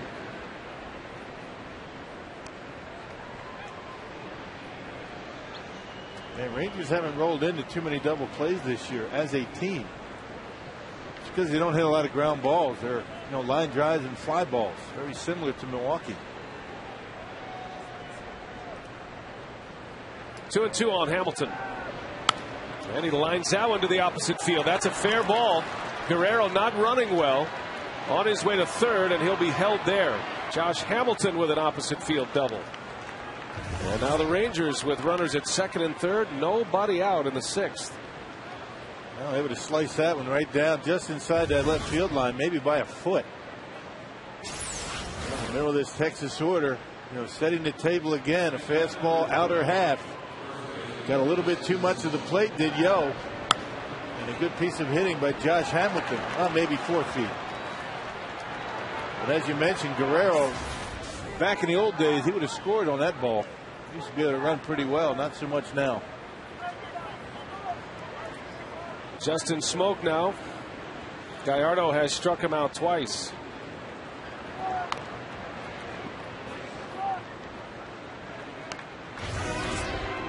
Gallardo could use a strikeout here.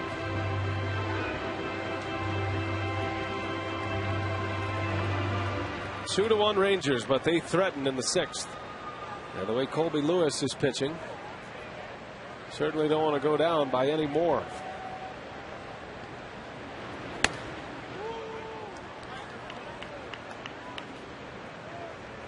Well, with second and third and nobody out, you can't bring your infield in. A little flare over the infield is going to score 2. So up the middle of their back, they're in at the corners. Going to try and cut out that run if it's hit the third or first.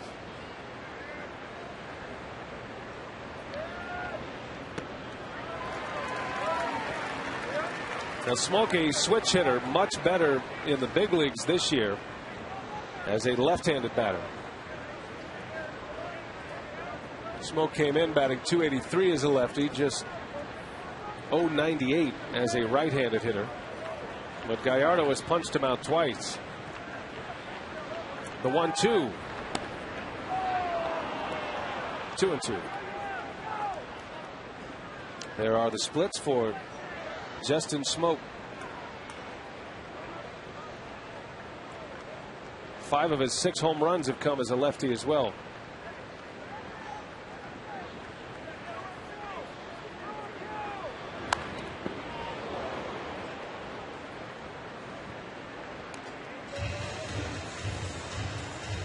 And you get yourself a strikeout here, and then you walk Ramirez to set up the double play. First things first, you got to get the strikeout. This would be an ideal time for that curveball. Kataris has to be on his toes behind the plate. The 2-2. There's the curveball and a called strike 3. Smoke is retired. Gallardo struck him out on a fastball earlier. Gets him on a curveball here. Yeah, and that curveball got plenty of the plate. And surprising that Smoke took it. A called strike. You can see how much that ball drops. Ed Hickox rings him up. Well, now you have an opportunity to get out of this mess.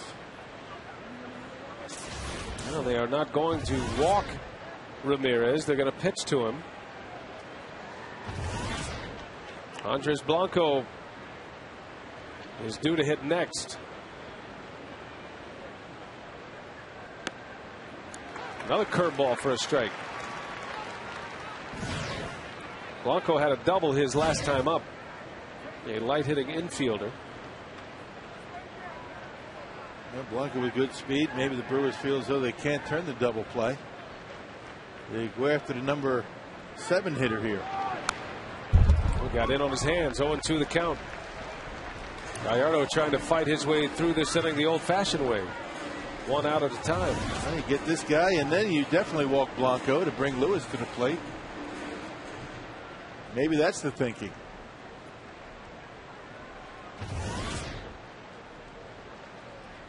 So a key pitch here.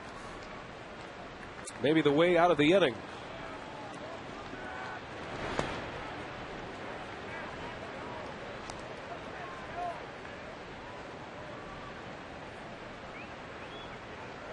Eight strikeouts for Gallardo.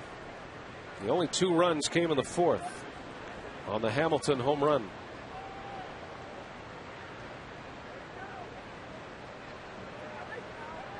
The 1-2. And he went, and Kataris kept it in front. That is a huge strikeout for Gallardo, number 9. Well, he got the curveball and he spiked it in the dirt.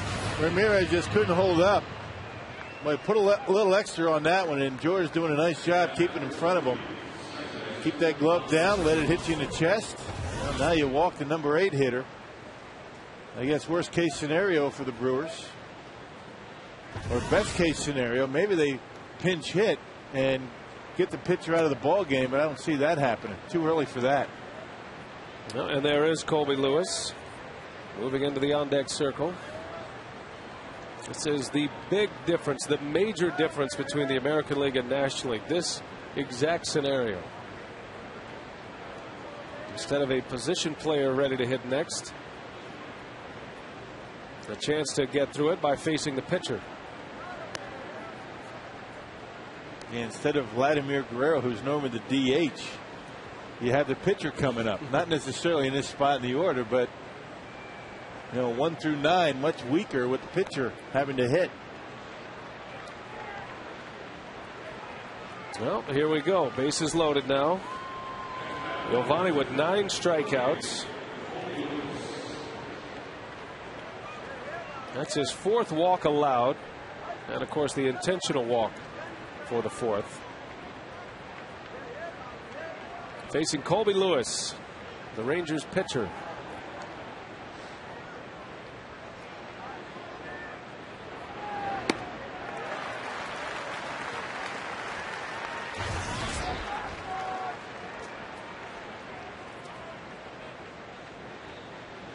Lewis has not hit much in his career. Just 1 at bat in 03. 0 for 2 today. That's it.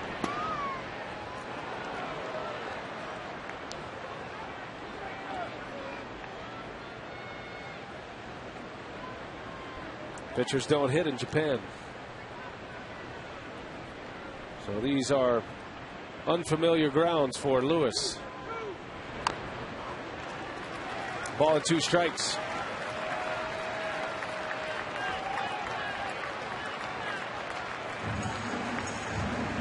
But he still has a bat in his hands, right?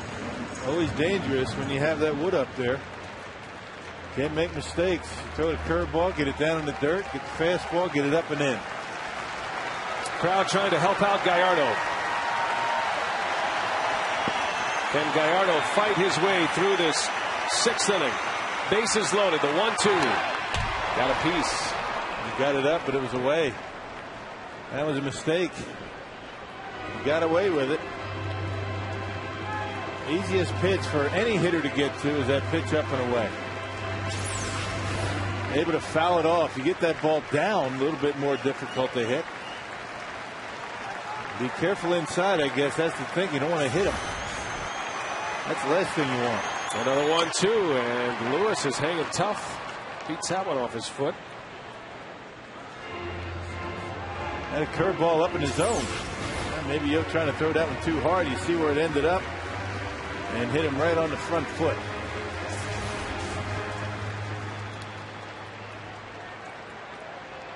Well, it could be a huge lift if Gallardo gets through it. Top of the order is coming up next. In the bottom of the 6th for the Brewers. Weeks, Hart, and Fielder. Another 1-2. And a good block by Kataris. Lewis didn't chase.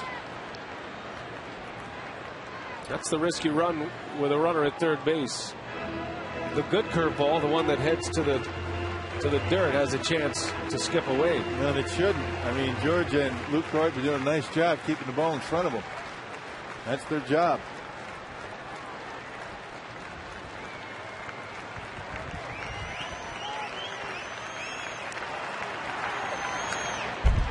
Another foul ball. Well, give Lewis credit. He's hanging tough.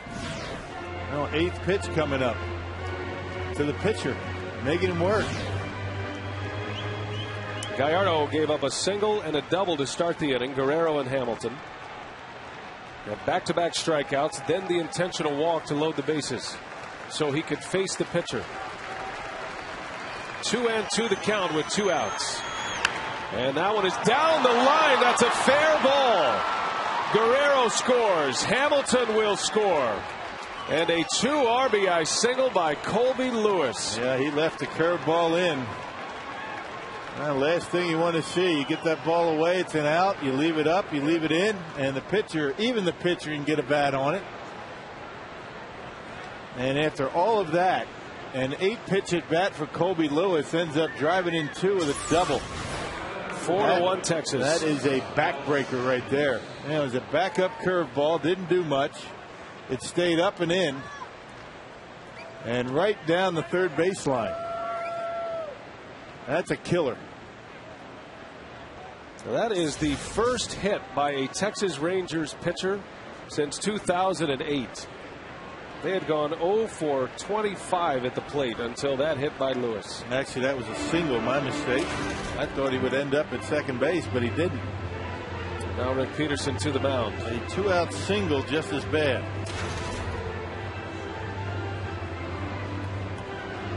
Yeah, the danger of throwing off speed to the pitcher. The more pitches he sees, I guess even with a pitcher up there that hasn't hit in who knows how long, you give him a chance to get the bat on it, particularly when you make a mistake with that pitch. But you got to tip your hat to Lewis. 8 pitches and finally able to drive in a couple of runs. And now Gallardo has to deal with Elvis Andrus, a 300 hitter to start the day. 4-1 Texas.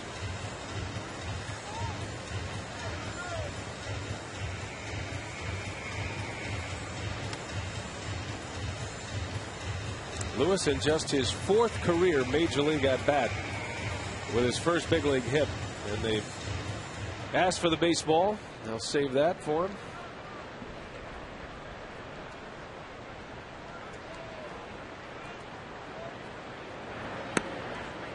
Oh, and 2 on Andrews.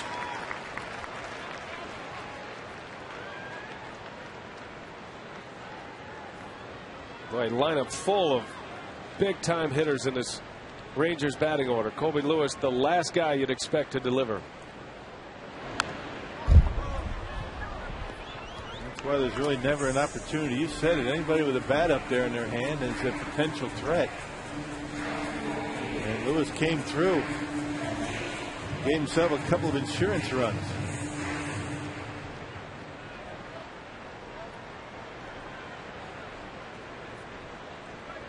Still 0-2 on Andrews. And a curveball called strike 3. The inning is over, but dampened a little by the 2 RBI single from Colby Lewis, the Rangers pitcher. It's 4-1 Rangers.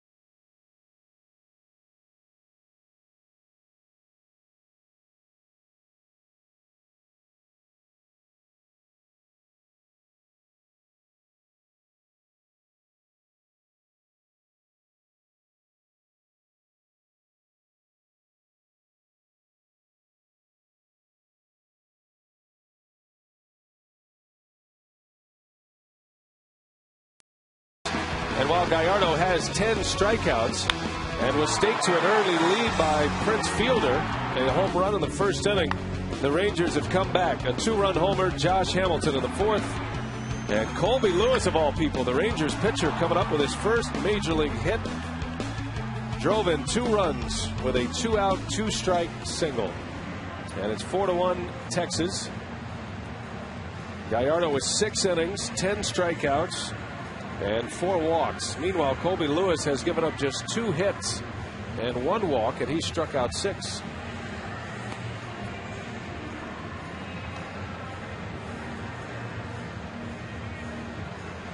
Back to our AT&T trivia question this afternoon. We're talking about hitters who have had success in both leagues. 2 players in MLB history with 1,000 hits in either league. Dave Winfield and Vladimir Guerrero. There's a good one. Winfield with the Padres and the Yankees, among others, in the American League. And Guerrero began his career in Montreal. 6 years in Anaheim, and now with the Texas Rangers. Yeah, Winfield with the Twins and the Angels, along with the Yankees. Well, the Brewers need to get going here. 6th inning. That slider from Lewis has been his equalizer today. It's been a good one. He hadn't made any mistakes with it. And you would figure once in a while he'd hang that pitch and become a good pitch to hit, but has not done it.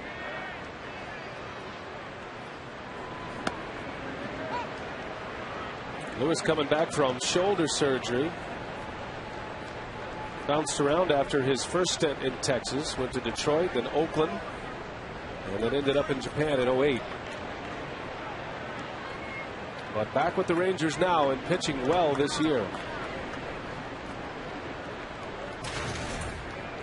Lewis had 3 10-strikeout performances in the month of April. Has not had that kind of strikeout stuff since until today. And he's sitting there with 6 through the first 5 innings. Again, maybe you're not looking for the strikeouts all the time. I mean, you keep yourself in a ball game. You're able to go a little bit deeper in the game. You wonder if Yo is going to be able to go out there. His pitch count now up around the 110 mark. Nobody getting loose in that Brewer bullpen. That's good news. Little roller out to second. Blanco makes a play. One man out in the sixth. Ho-Chunk Gaming Wisconsin text question. Greg and Kohler wants to know who benefits more. AL teams having a pitcher hit or NL teams having a DH?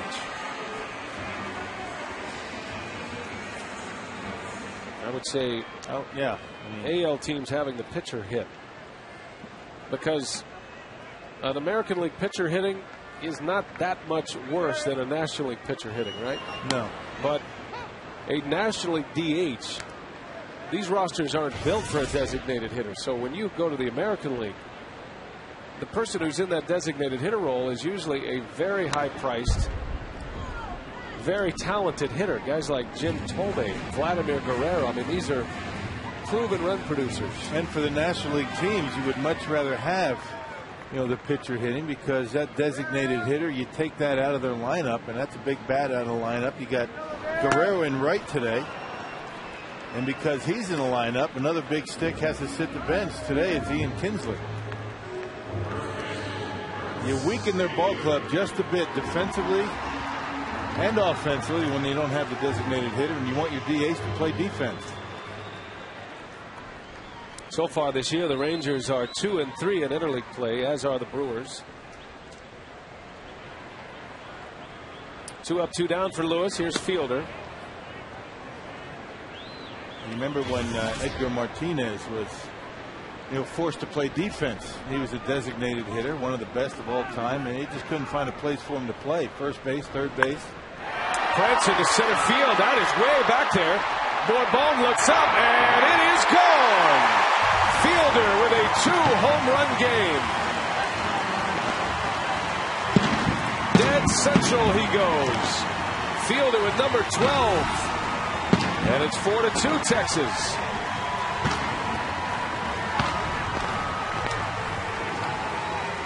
With that home run by Prince Fielder, another $14,000 has been raised to support prostate cancer research. To make a donation, you can call 1-800-798-CURE or go online pcf.org. Yep, able to center on that high pitch. A mistake by Lewis, hasn't made many. Prince didn't even get fully extended on that, and that shows you how strong he is. He got that one back in the zone just a bit. Well, Ken Maka was saying before the game, his at-bat last night, even though he made an out, showed him something that Fielder might be ready to turn it around. And boy, has he ever with 2 homers today. That was either a change-up or a slider. Didn't do a whole lot. Dead center off the batter's eye.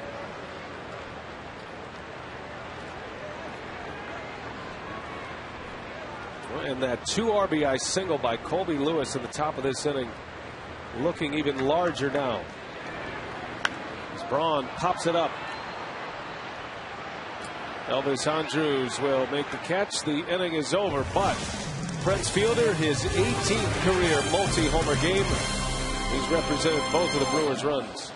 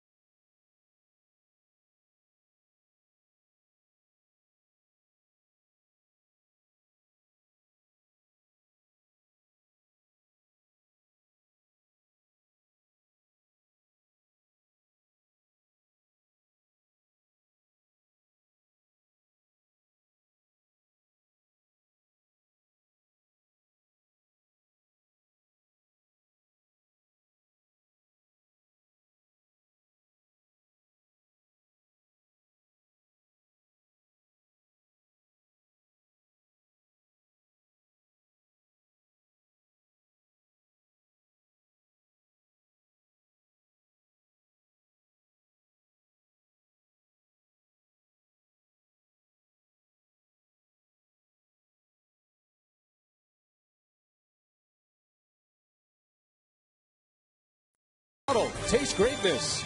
And by Toyota.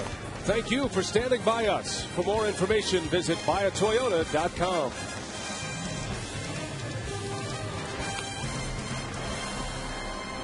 Prince Fielder with 2 home runs today. 4-2, Texas leads it. And on Kids Day, Fielder, how's he match up here with son Jaden, Rock? Man, it looks like Jaden needs a little bit more back leg. I mean, little, body drifting just a bit. Pretty much similar follow through. You see the way Jaden's able to get the bat through the zone and running hard down to first base. A lot of fun to see those kids out there. You like the way Jaden finds the barrel, though. Yeah, that big barrel he had there. Little opposite field line drive it was. Had the Fred Flintstone bat. So Carlos Villanueva is on to pitch. Giovanni Gallardo is out. 6 innings, 6 hits, 4 runs all earned. He walked 4, struck out 10. And Julio Bourbon leads off for Texas. The numbers for Villanueva this year. Yeah, Villanueva 3.34 ERA, his 31st game here today. He's only given up a couple of home runs, 41 strikeouts in 32 1/3 innings.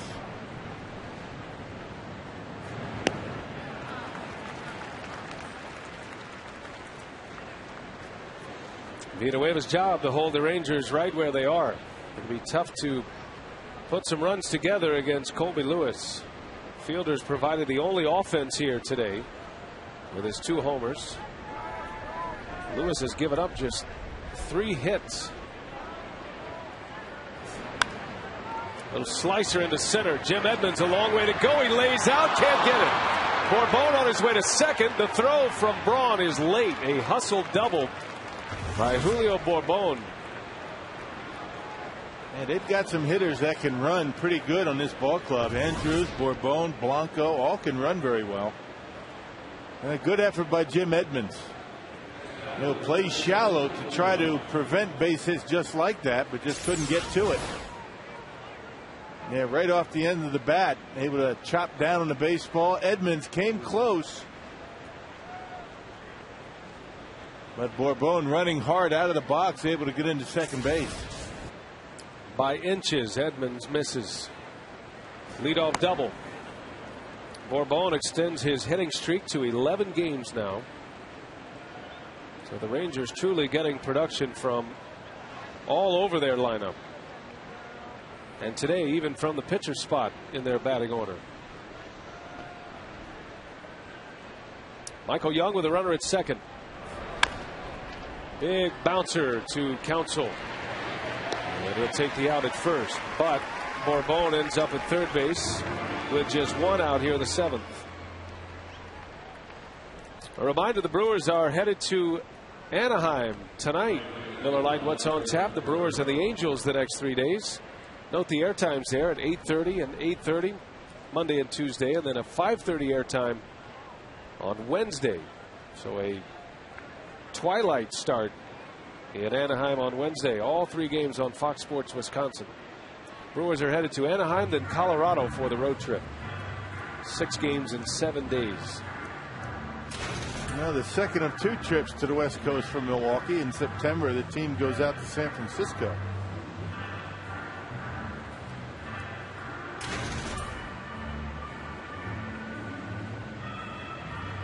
Well, with the big hitters coming up, I wonder about strategy here. You got Guerrero stepping in there, who handles the off-speed pitch as well as anyone. Josh Hamilton would hit next. You got Zach Braddock getting loose in that bullpen.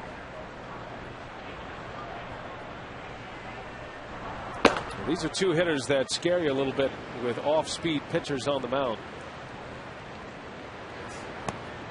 Guerrero chases a slider from Villanueva.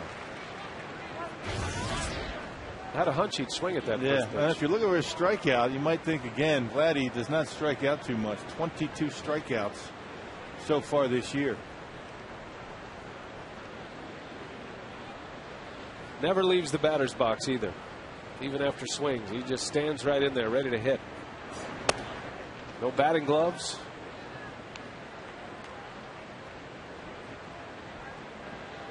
and a ton of pine tar. Hamilton would hit next. Infield is in for the Brewers. Runner at third with one away. Speedy base runner at that in Bourbon.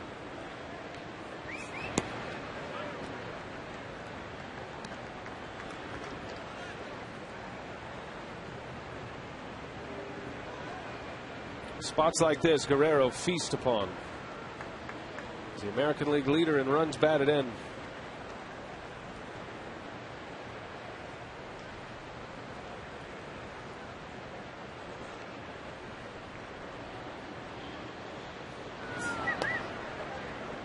And showing good patience, Villanueva, not willing to throw him a fastball for a strike, trying to get him to chase the curveball. I guess a base on ball is not the worst thing in the world right here. You set up the double play, but Josh Hamilton has not hit into any double plays this year. And he's been a hot hitter. Hamilton with 2 hits already today. 3-1 to Guerrero. And Villanueva walks him. You got to bring Braddock here. This could be the ball game. Blue Angels are here again. The air show down on the lake. What if we could get a few of them to fly right overhead here in the next couple of minutes? Those jets are amazing how close they are to each other. And something else. Well, Kent Maka is going to go for power against power. You got to go lefty versus lefty here. Then, a home run here, base hit here, and it's going to be tough for the Brewers. You got to stop him right now. And Zach Braddock, the best option.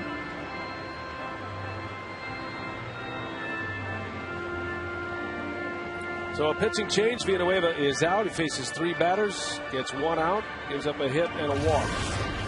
We'll set up.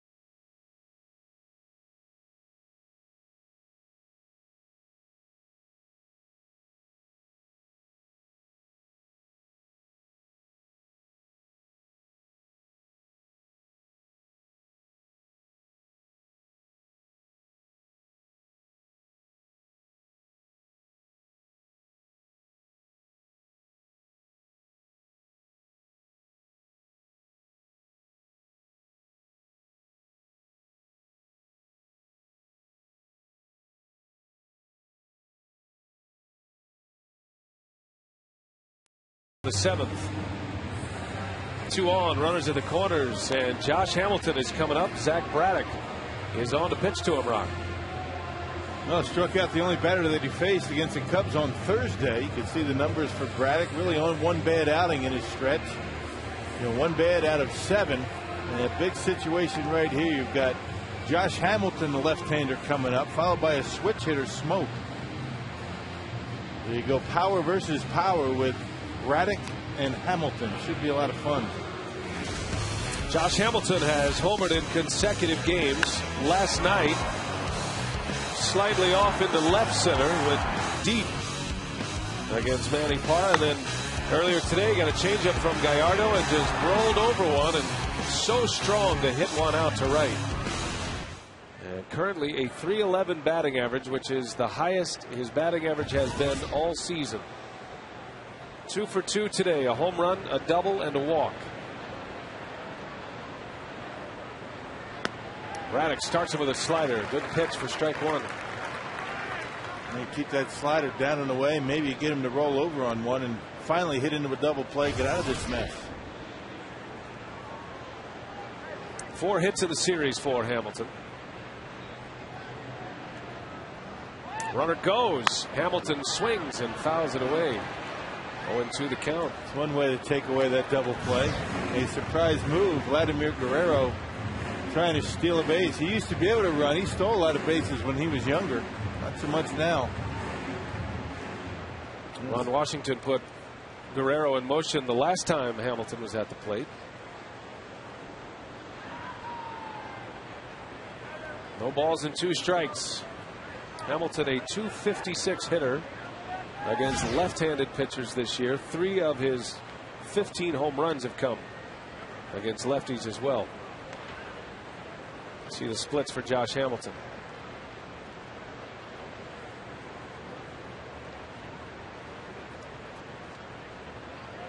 To the count with 1 away.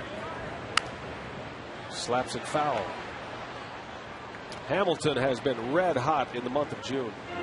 Now batting .429 with his 2 hits today in the month of June.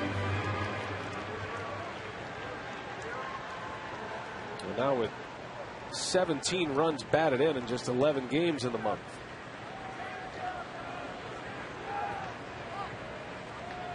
You can see why he's been so hot. I mean, in this series alone, the way he's been able to go line to line, covering the outside corner. He's got some base hits to left, home runs to center, pulling the baseball. He's been a pretty good 2-strike hitter in this series. Well, do you dare go inside with a fastball? Katara sets up away. Guerrero takes off. Hamilton bounces one to second, and this is going to produce a run. An out at first, but a run comes in. Stayed out of the double play, didn't they? They sent Guerrero. Had he not been running, that surely would have been a double play. And another run. 5-2 Texas. Well, so the Rangers get that run back. Yeah, Guerrero with 4 stolen bases this year. Fastball up and away. Once again, Hamilton able to make contact on the pitch out of the zone with 2 strikes. And because Guerrero takes off, they score the run. 3rd RBI for Hamilton. Now Justin Smoke turns around, hits right-handed.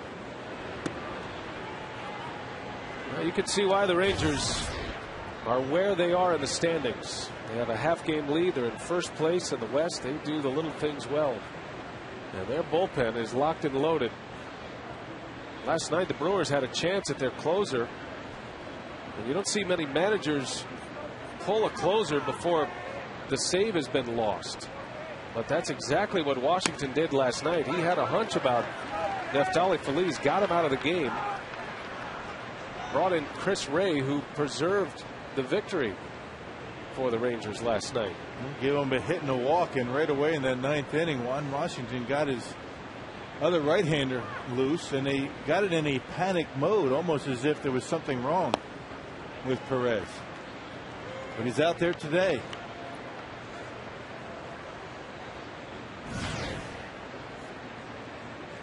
And not an injury issue with Neftali Feliz last night. The manager just had a hunch. Didn't like what he saw early.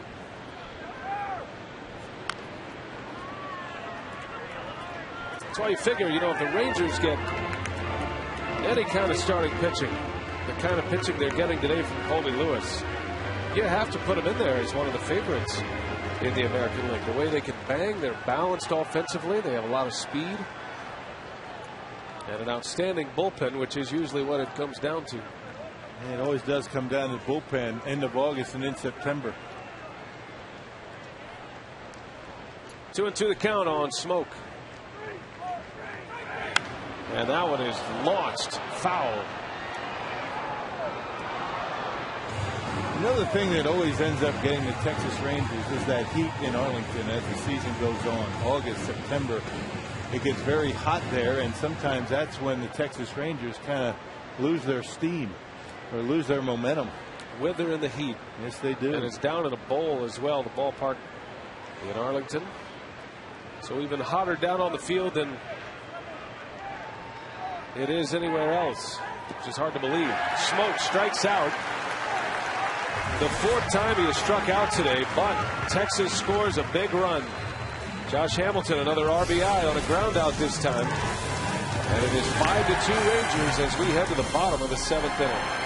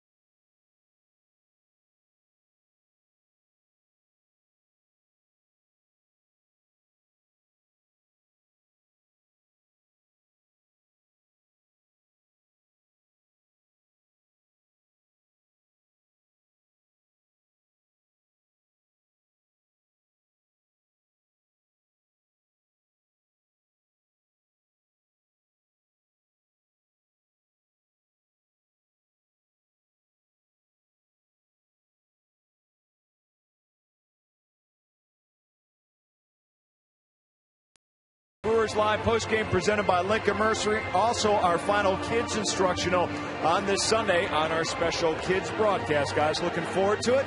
Just got to get the Brewers rally. All right, Craig, Jerry, thank you. And there you see the numbers today, Rock, from Colby Lewis, who has just 87 pitches as he's worked through 6 complete innings now. Really, the only blemishes on his card, the 2 homers by Fielder. And, you know, he's been able to attack the strike zone and getting a lot of outs early in the count, but, you know, kind of different than we had expected that he was going to go about his business. You're talking about that sinker. He's got some good tail in his fastball. He hasn't had too many ground ball outs. It's been all strikeouts and fly balls. You know, on my scorecard, which is as unofficial as it gets, only 2 ground ball outs. Both of the ground ball outs going to second base. That's right. And 6, they get 7 strikeouts. Colby Lewis is trying to put back-to-back wins on the board for the Rangers against Felix Hernandez and Giovanni Gallardo. That would be saying something. Matching up against 2 aces in his last 2 starts. We'll see if the Brewers can get things turned around. Most importantly, they're trying to get Lewis out of the game at this point. Casey McGee leads off. We are in the bottom of the 7th, 5-2 Rangers. Brewers won the opener, Texas winning last night, and now threatening to win the final 2 games to take this series.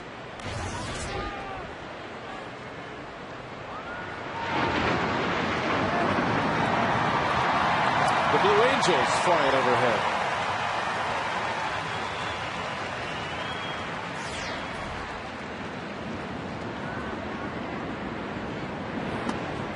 And a strike to McGee. Some scores around baseball today. Washington leading Cleveland 9-2. That game is in Cleveland. Steven Strasburg back on the mound, his 2nd major league start, and he is in line for the win. Rock Strasburg Struck out 8 batters in 5 1/3. He gave up just 2 hits. One of those was a homer by Travis Hafner. That's it. Yeah, 5 walks, 8 strikeouts. He only walked 1 his first outing. Actually, no walks. Yeah, 14 strikeouts in his first start. So now he's in the wheel. Settling in. Steven Strasburg making his second major league start. And in line for his second win. McGee is down on strikes. That slider has been devastating today. It's been every bit what it came in as advertised, and maybe even better. Has not made a mistake with it yet. The only off-speed pitch that he made a mistake with was that slider. It looked like a slider, or maybe even a changeup that Prince Fielder hit out of the ballpark to center field. Lewis has 8 strikeouts now. Jim Edmonds with 1 away in the 7th. In the air to right. Easy play for Guerrero. He has not been challenged all that much out there.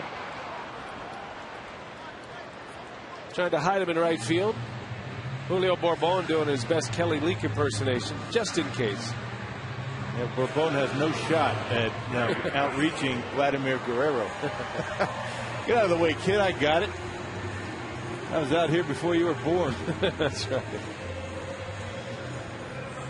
So the Council family welcoming in their cousin to the plate here with 2 outs. Elsewhere in interleague play today, the Yankees hosting the Astros. They lead 9-5. Posada has homered again. Cano is also homered. What a great year he's having, Robinson Cano.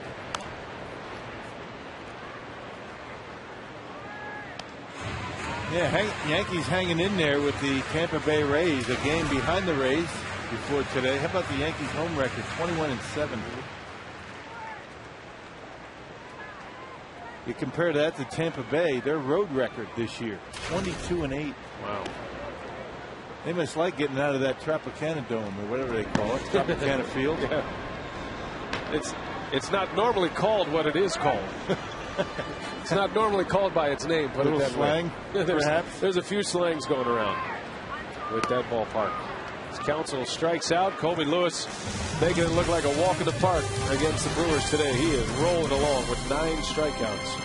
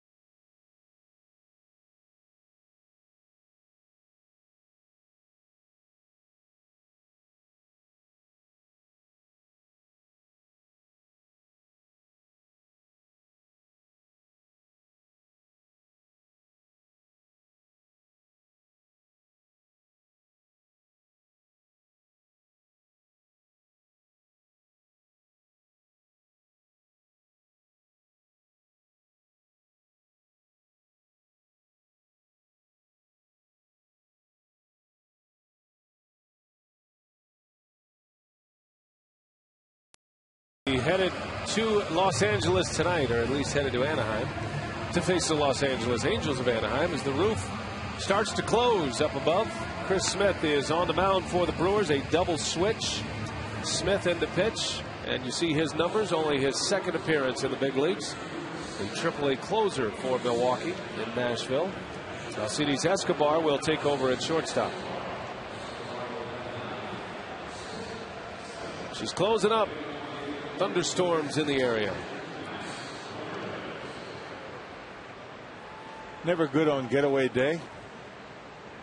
You're bouncing through the clouds. Well, now that you put it that way. Ramirez leads off.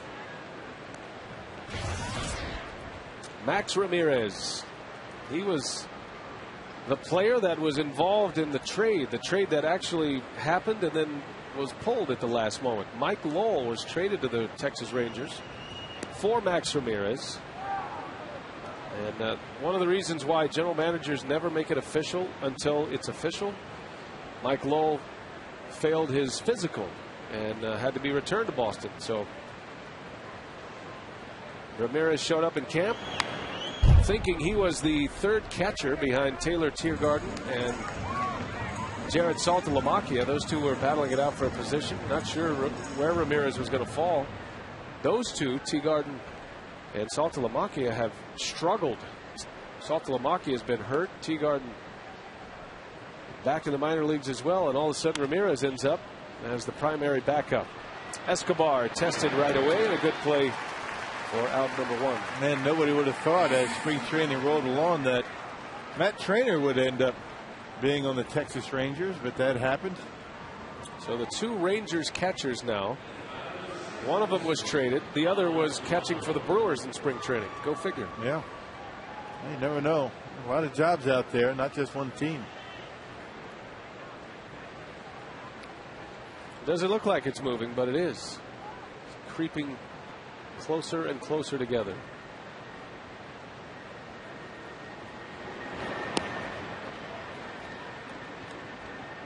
Well, so many connections between the Rangers and the Brewers.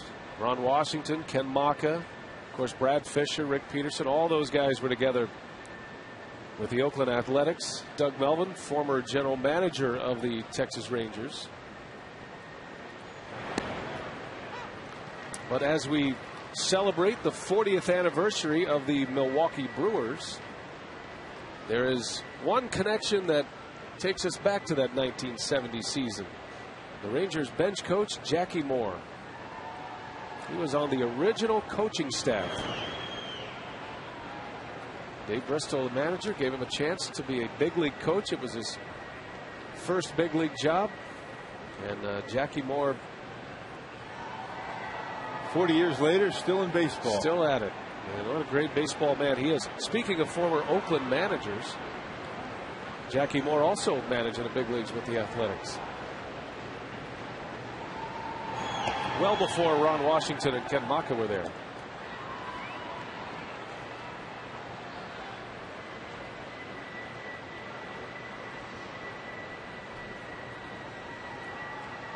Two and two the count. Andres Blanco, the batter. Can't be easy to hit with the roof closing as it darkens up inside Miller Park. Well, the roof and the glass panel is pretty much going to be slammed shut just about at the same time. A well-oiled machine, is it not?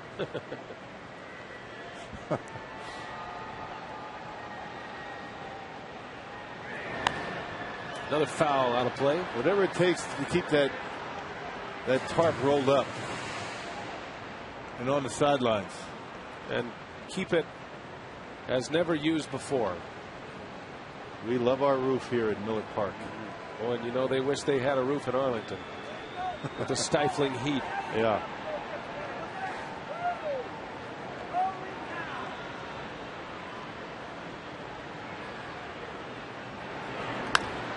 Bouncing ball to Weeks. Big hop for him.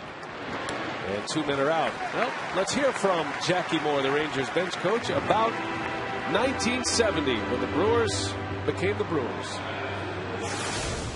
the equipment truck left, and I'm not sure the destination, but the understanding was it was supposed to go to a certain destination, call back, and see if we were going to continue to be a Seattle pilot or go to come to Milwaukee and be a Milwaukee Brewer. So as it turned out, obviously we came to Milwaukee. So I went to spring training to Seattle pilot, never made it to Seattle, and then ended up with Milwaukee Brewer. How about that? You know, a lot of players go into spring training, wonder if they're going to make the team. How about a team going into spring training not sure where they're going to end up? Boy, that doesn't happen much. Yeah, there were certainly rumors around as Colby Lewis, look at this guy, turned into Robin Yount all of a sudden at the plate. The Rangers pitcher has 2 hits, and it was his 2 RBI single that was the backbreaker for the Brewers at this point. And 8-pitch at bat. It was a curveball that stayed on the inner half, and he ripped it down the left field line, scoring 2 with 2 outs, and it really looked like Yo was going to be able to get out of that inning. Yeah, you talk about a backbreaker. Hits like that coming from the pitcher really hurt. So Lewis at first with 2 away, and here is Elvis Andrus. It was fun to sit down with Jackie Moore. He is a great baseball man and really just an outstanding reference. He's been around so long. His first big league job was that year, 1970. And he's basically been in the game since. Jackie Moore and Mike Maddox were together in the Houston Astros organization. Moore was the AA manager, then ultimately the AAA manager. He was then the bench coach in Houston before he went to the Texas Rangers. Very close relationship with Nolan Ryan. His son was just drafted by the Rangers and will sign a pro contract to play for Texas. Andrews fouls one away. You know, it's good to have long-time baseball guys still in the game. You know, it's the guys that have been around and were there when they've seen it all, and I think that's a big benefit to managers and players. You know, Clint Hurl, a former big league manager, and managed the World Series with the Colorado Rockies. Always good to have that playoff experience on your bench.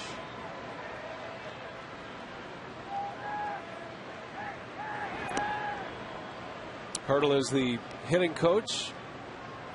Back to his roots, what he loves to do, work with the hitters. A lot like Dale Swain, and of course Jackie Moore, the bench coach.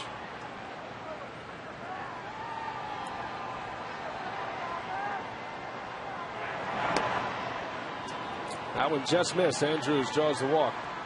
2 on for Texas here in the 8th.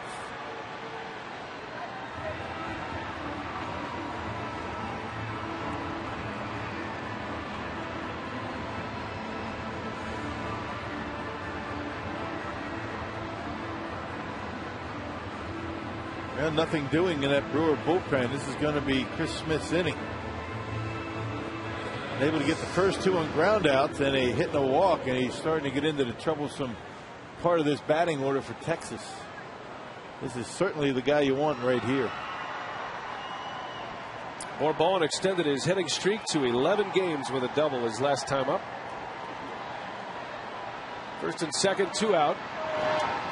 And a free swinging Bourbon cuts and misses.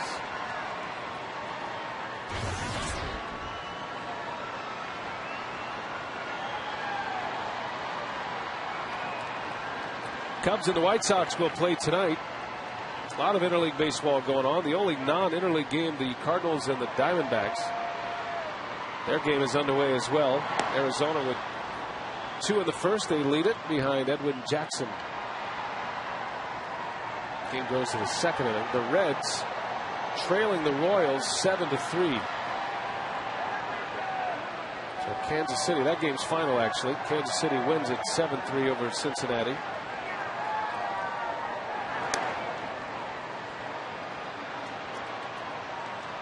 Angels are underway in Los Angeles. They're playing an interleague series at home.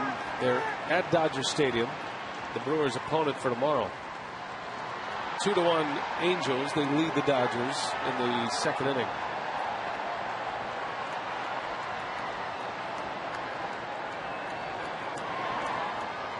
Long stretch of interleague baseball coming up.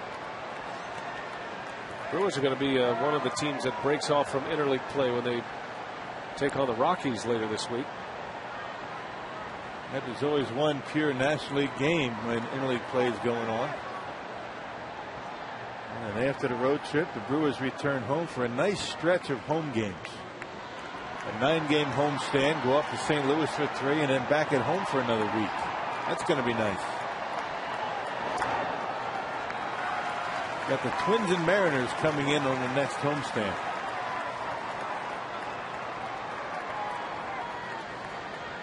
Twins continue to play good baseball.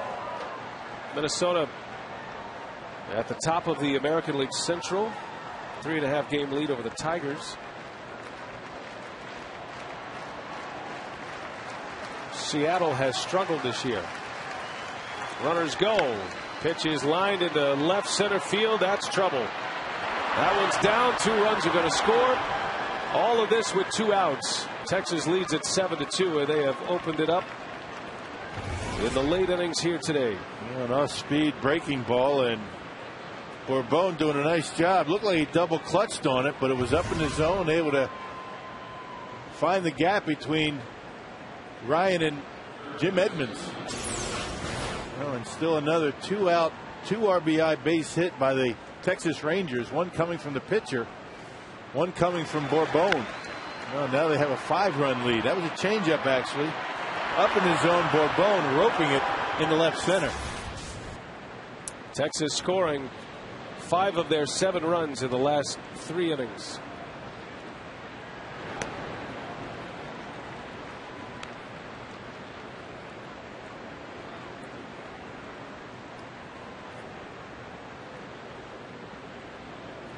Michael Young with a double and a run scored today. 1 for 4.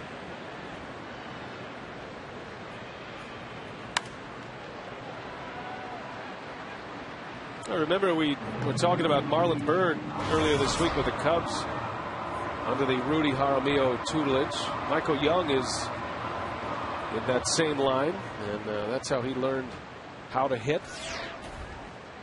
Rudy Jaramillo, the hitting coach for the Texas Rangers. Similar setup between Young and Marlon Byrd.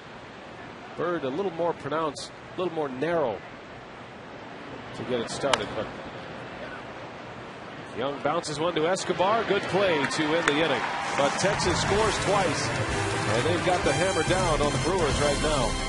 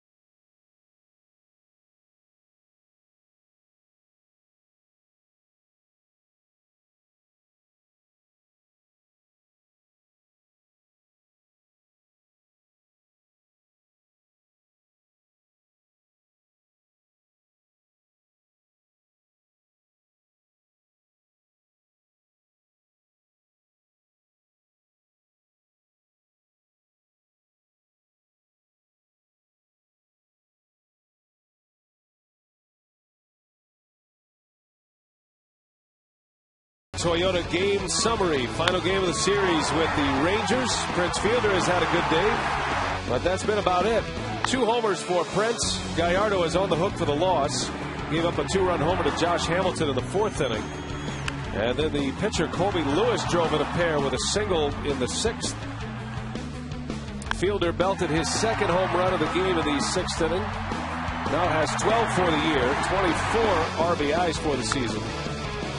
Hamilton with 3 runs batted in. His other came on this ground out in the 7th inning. The Rangers have added 2 more, and it's 7-2 Texas.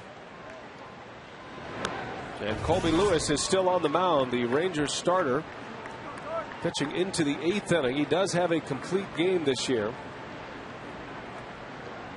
Actually has a 9-inning performance, I should say. Let me correct myself. The Rangers starter went 9 innings of shutout baseball and only 3 hits. Struck out 10, but did not factor in the decision. 0-0 when he left the game. Yeah, that last pitch was number 100. Pretty good job through 7 innings. Lewis has 9 strikeouts.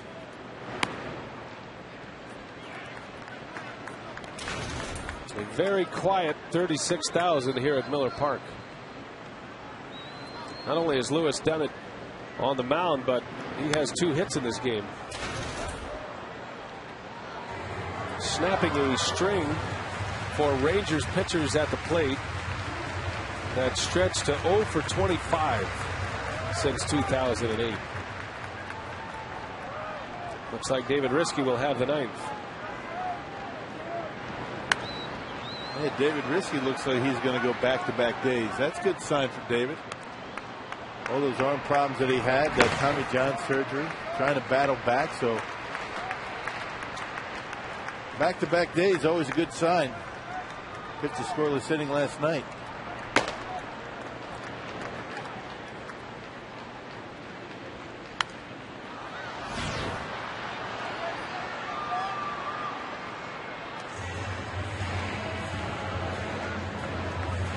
Well, it'll be interesting to head to Anaheim and a series that begins tomorrow. Your old stomping grounds there, although the ballpark's changed significantly since you played.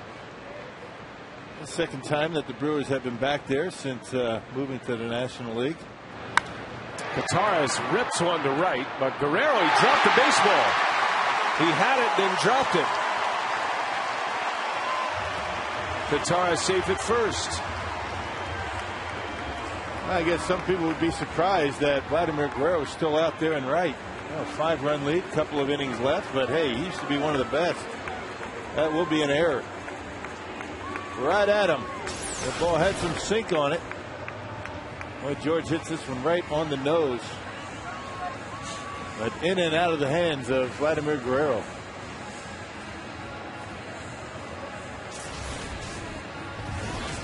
So an E9 on Guerrero. Frank Francisco gets loose. 7-2. The Rangers lead the Brewers. And sometimes a line drive like that will have some topspin on it and then start sinking as it gets out there. It looked like that happened, and Guerrero just couldn't hold on. Brewers will take the base runners. Here's Escobar. He came in on the double switch, and this will be his first at bat.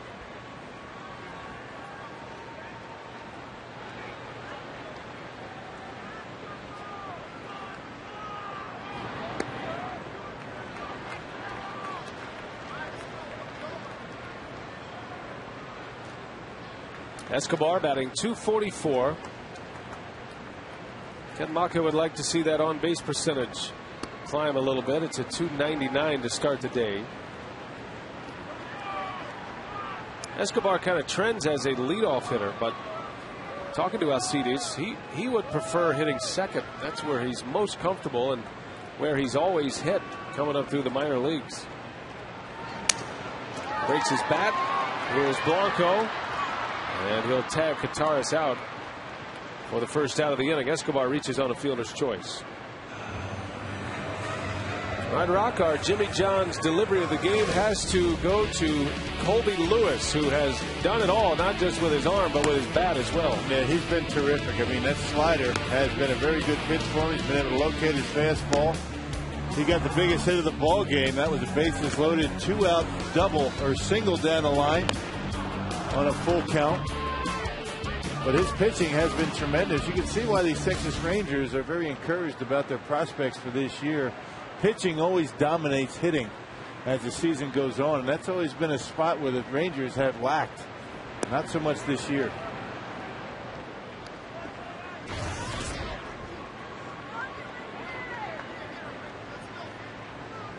Ricky Weeks with one away.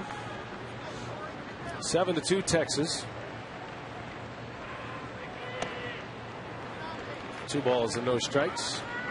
There is a report coming from St. Louis that Jeff Suppan will be added to the roster Monday, and then he'll start on Tuesday against the Seattle Mariners.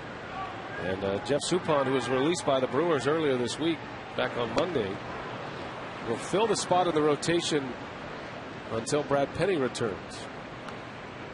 And the Cardinals have had some issues with their starting rotation. Nothing wrong at all with the top of their rotation, but the bottom of the rotation has been either inconsistent or oft injured. That report comes from the St. Louis Post-Dispatch on Jeff Suppan. Brewers are going to have more decisions to make when Doug Davis comes off the disabled list. Drew Olson reporting that that could come in the next couple of weeks. Todd Coffey on the DL. LaTroy Hawkins on the DL as well. Both are probably due back within the month. Coffey is a little ahead of schedule when you compare him to LaTroy Hawkins. It has been slow moving for Jody Garrett, who is nursing a heel injury that is not healing well. Weeks is called out on strikes. Escobar takes second base. And 2 outs in the inning. Well, a slider on a 3-2 count with a 5-run lead. So I guess you throw your best pitch no matter what the situation is. Right on the outside corner, a good pitch. But Escobar gets into second base. That slider's been there all day.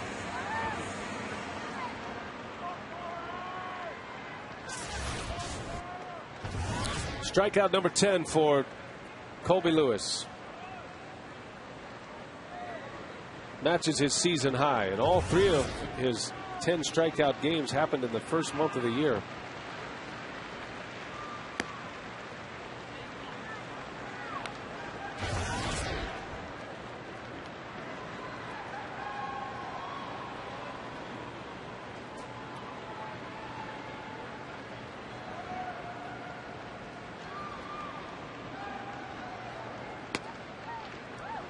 Two and 0 to Corey Hart.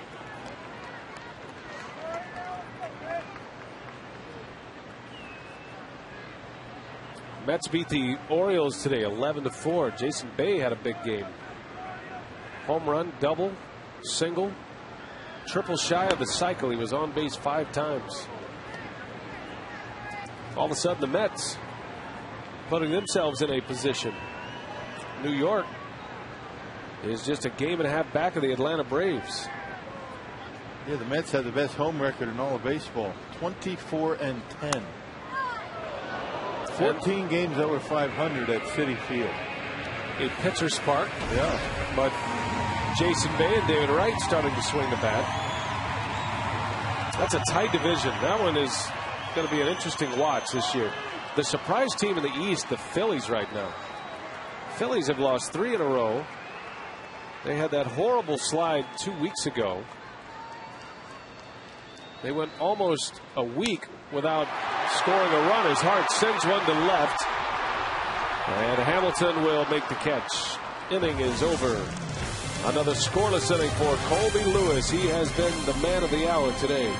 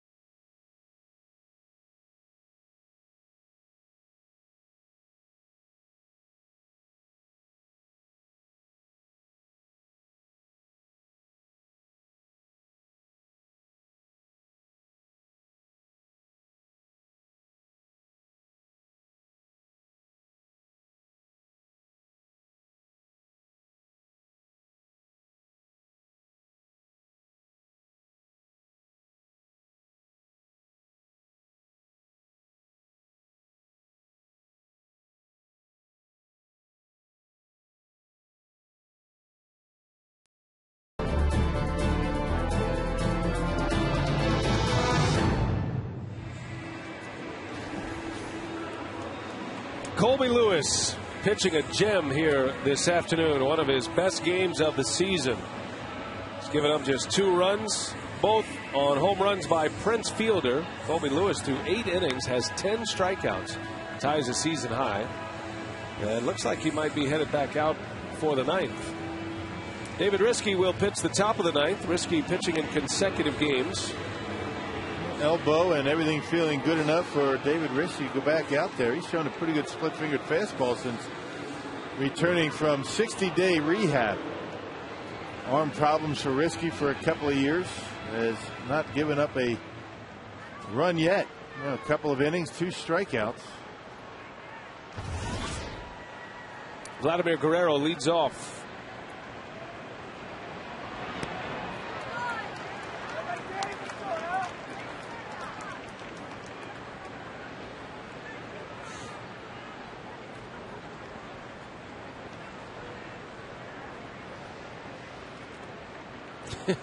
Guerrero, you know, he swings at that first pitch and pretty much always does, and he's kind of shocked that he would get a first pitch breaking ball. You know, he looks out at the pitcher like, well, you gotta be kidding me. What do you think you're going to get? Exasperated that he got a split finger fastball. He's fun to watch, I'm telling you. I mean, he walks around like he can barely move. You know, his knees, he's had so many issues, but he's feeling healthy this year. And that's bone on those knees right now. Yeah. But there's nothing wrong with his bat. I think the warm weather in Texas is actually going to do him some good, especially the fact that it's a hitter's ballpark. He's going to put up huge numbers, and he already is. And bone on bone, you know, in those joints, there's nothing you can do about that. Looked like he was running pretty well. Tried to steal bases a couple of times in this series. Draws a walk. How about that? A rare walk. Back-to-back walks. 12 walks is all for Vladimir Guerrero. 2 of them coming in consecutive at-bats today. And they'll finally lift him from the game. Surprised it took him so long to take him out, especially with a lead. So you have a no-hitter, 2 perfect games, and 2 walks in a game by Vladimir Guerrero. The rarest of rare achievements. Joaquin Arias will pinch run.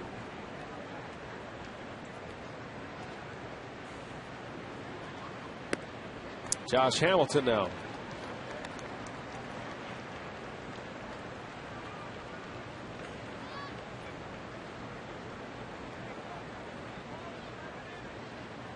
Hamilton has had a big afternoon. 2 hits. He's driven in 3 runs. You know, a lot of athletes write books. Josh Hamilton's book is legit. It's a good one. One of the best I've ever read. Yeah. I read it in 3 days.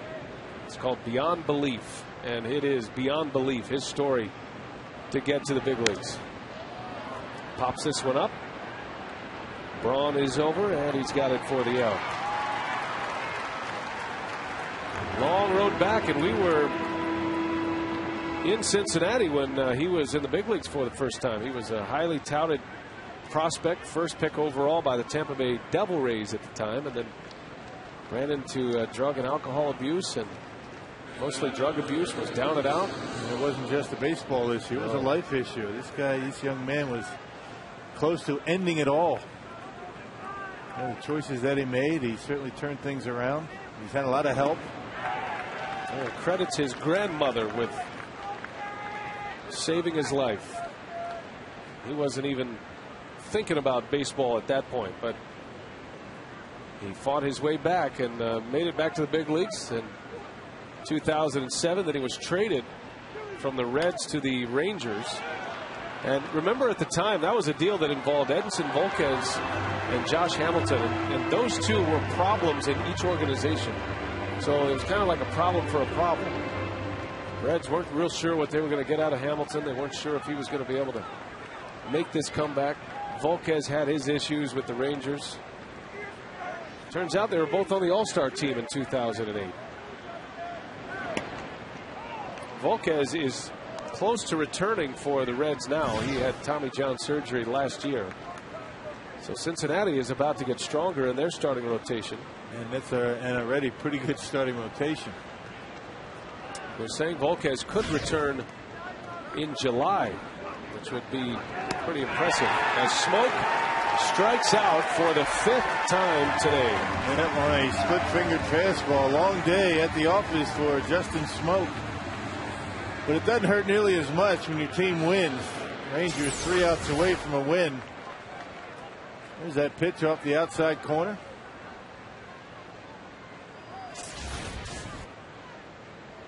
Split finger fastball. 2 outs, and here's Max Ramirez. I like the way David Risky's throwing the baseball. Yeah, 90 miles an hour that time.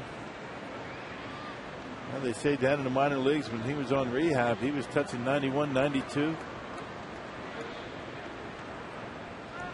And if he's able to do that, I think that he's going to be A-OK. When he was pitching with the Brewers, he had already had experienced some issues with that elbow and wasn't throwing nearly that hard. So he is back. You just hope he can stay healthy.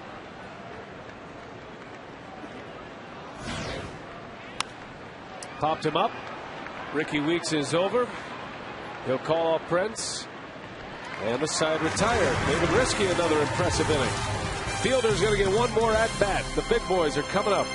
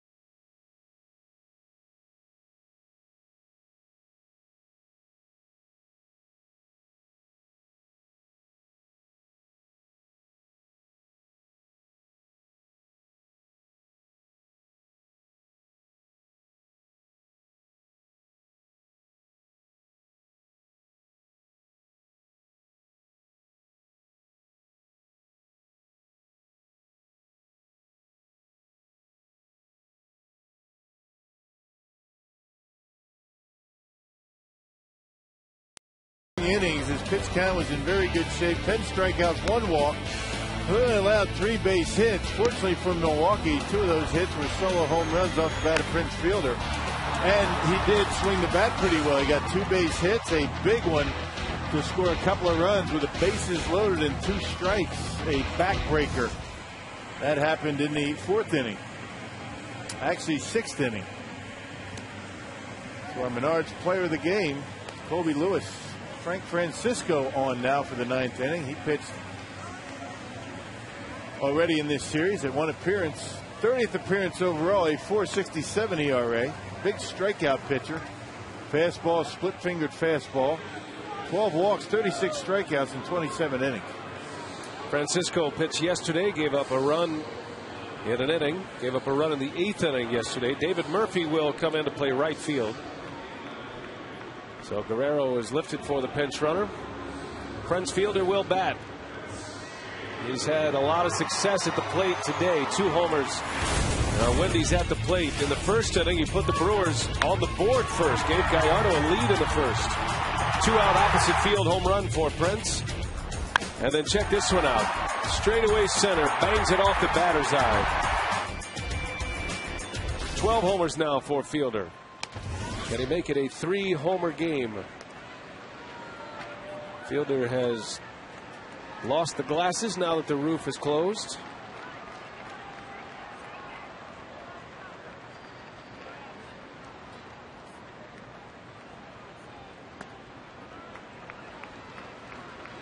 It's one thing about, even in a game like this, 7-2, the Brewers trailing, you have the fielder factor and the Braun factor and the McGee factor. Guys you want to see hit. It made things very exciting, toward the latter part of the season last year. The Brewers out of the race, but Prince and Ryan chasing milestones. Prince Fielder running down Ryan Howard, that RBI title, tied him. Ryan Braun with his home run chase. And Braun led the National League in hits last year. The only National Leaguer with over 200 hits a season ago. 2 balls and a strike to Fielder. Well, you'd like to see Prince get a shot here. The last Brewer to homer 3 times in a game, Jeff Jenkins, back in 03. Now it's here at Miller Park against San Diego.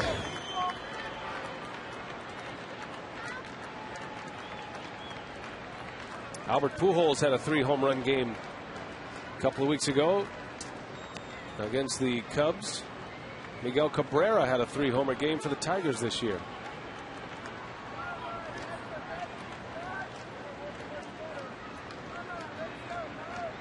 Hitters count 3-1 to Prince. And he hits one high to center field. Doesn't have the legs on it. Just got under it, did Fielder. And he'll finish 2 for 4. First out in the 9th inning for Francisco. Put the barrel on it. There's a fastball down. Pitch was able to get good wood on it, but just got underneath.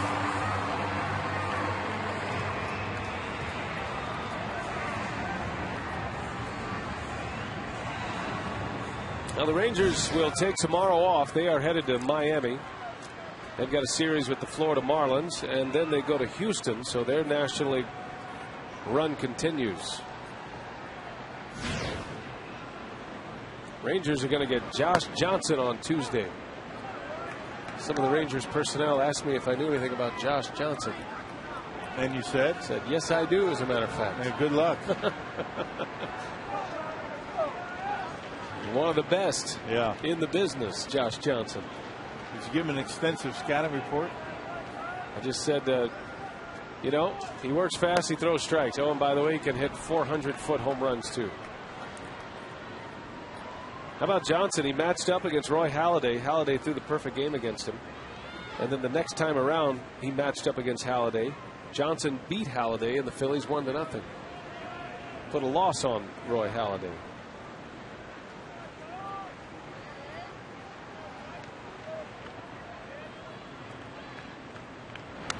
There's a lot of talk about Lincecum, rightly so. 2 Cy Young Awards. Ubaldo Jimenez deserves all the credit. He has 12 wins. How can you not have him as the front runner right now? I don't think Josh Johnson takes a back seat to anyone. 12-1 for Jimenez. It looks as though the Brewers might miss him. Now Jimenez is going to get the Twins in interleague play, not the Brewers, when they head to Colorado.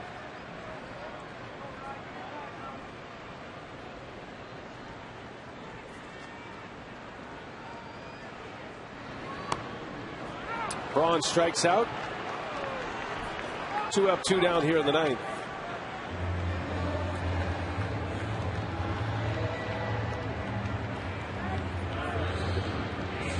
Well, the Rangers are an out away from ending a string of wins for Giovanni Gallardo. At 6 wins against no losses over his last 10 games. Gallardo on the hook for the loss. Colby Lewis looking to improve to 6-4. And you got to start thinking about Colby Lewis as one of the top performers in the American League on the mound this year. David Price is the ERA leader from the Tampa Bay Rays. His teammate Jeff Neiman has had a good season. How about Andy Pettit? He's back. Nice bounce back year so far.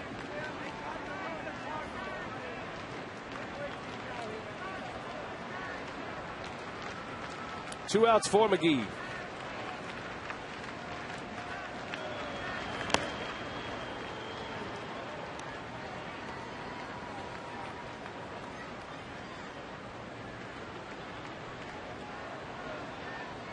Brewers will welcome in the Twins and the Mariners on their next homestand, interleague play. And the way the Mariners are going, you wonder if Cliff Lee is going to be a Mariner at that time. His name being shopped heavily. The latest rumor reported by the New York Post that the Yankees are interested in Cliff Lee. Shocker. Yeah, stunner. Yeah. The Yankees are interested in everybody. They have as good of a 5-man rotation as there is.